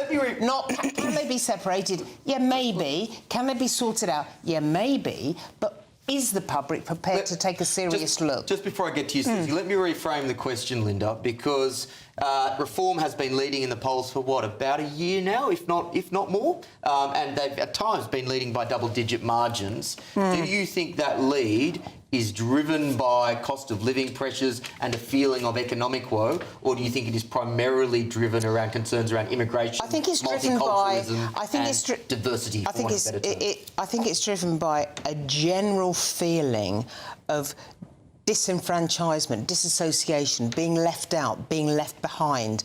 I think an awful lot of people don't pinpoint it as this, or this. They just feel, generally speaking, let down by institutions and the great and the good of this country. This is it. People do. There's a group of people in this country, and we're not talking clearly about the top 1-2% that are doing very well, but there's a group of people in this country who feel exactly what's just been said, that they feel left behind, they feel frustrated, things have got harder, and then obviously they see, on their TV screens, immigration numbers, and so in some ways there is a connectedness there. However, but also, if people's lives do begin to get better, then in some ways they may care a little bit less. Well, let me be. Sorry, Chris. So you go. But I was just going to say, but how I can't get my head around how increasing the tax burden on all of those people is going to make their lives better. You don't grow an economy by absolutely hammering people with tax, especially if we're talking about people being disenfranchised and feeling left out, left behind. You don't do that after you've expressly said you won't. How will that improve people's lives? For me, there's a bigger picture here, and there is that we only have had a year and whatever it's been, 4 months, okay? And it's important to say, look, this is a great country, the economy is a massive thing, you can't turn it around in just a year, but also there's bigger pictures there. For example, young people, the NEET numbers, 1 million unemployed young people. The new offer on the youth job scheme and apprenticeships, don't underestimate the power of that. Don't underestimate the impact that's going to have. It's rising. Pardon? So the counter-argument to the you've only had 1 year narrative is that first year of a government that's come in on a landslide, even if it was a loveless landslide, is that's when you do the really hard, unpopular things, because then you've got 4 years' time to then start to bribe people. Plus you had 14 years planning time. That's right, but that's when you do the stuff which actually takes up the most political capital. In my view, that would be spending cuts, and there's been very little evidence, in fact, no evidence really from this government, that they're willing to address that particular side of the budget. It's just squeeze more juice out of the taxation lemon, and I think, to Christo's point, I would agree we're pretty much done there. We will be talking about this topic, of course, in days, weeks, months, dare I say, years to come, but that's enough for the moment. Coming up, research shows that Gen Z are more relaxed about drink driving than their parents and grandparents. That's a shocking little statistic. This is Patrick Christys Tonight, late edition on GBNews.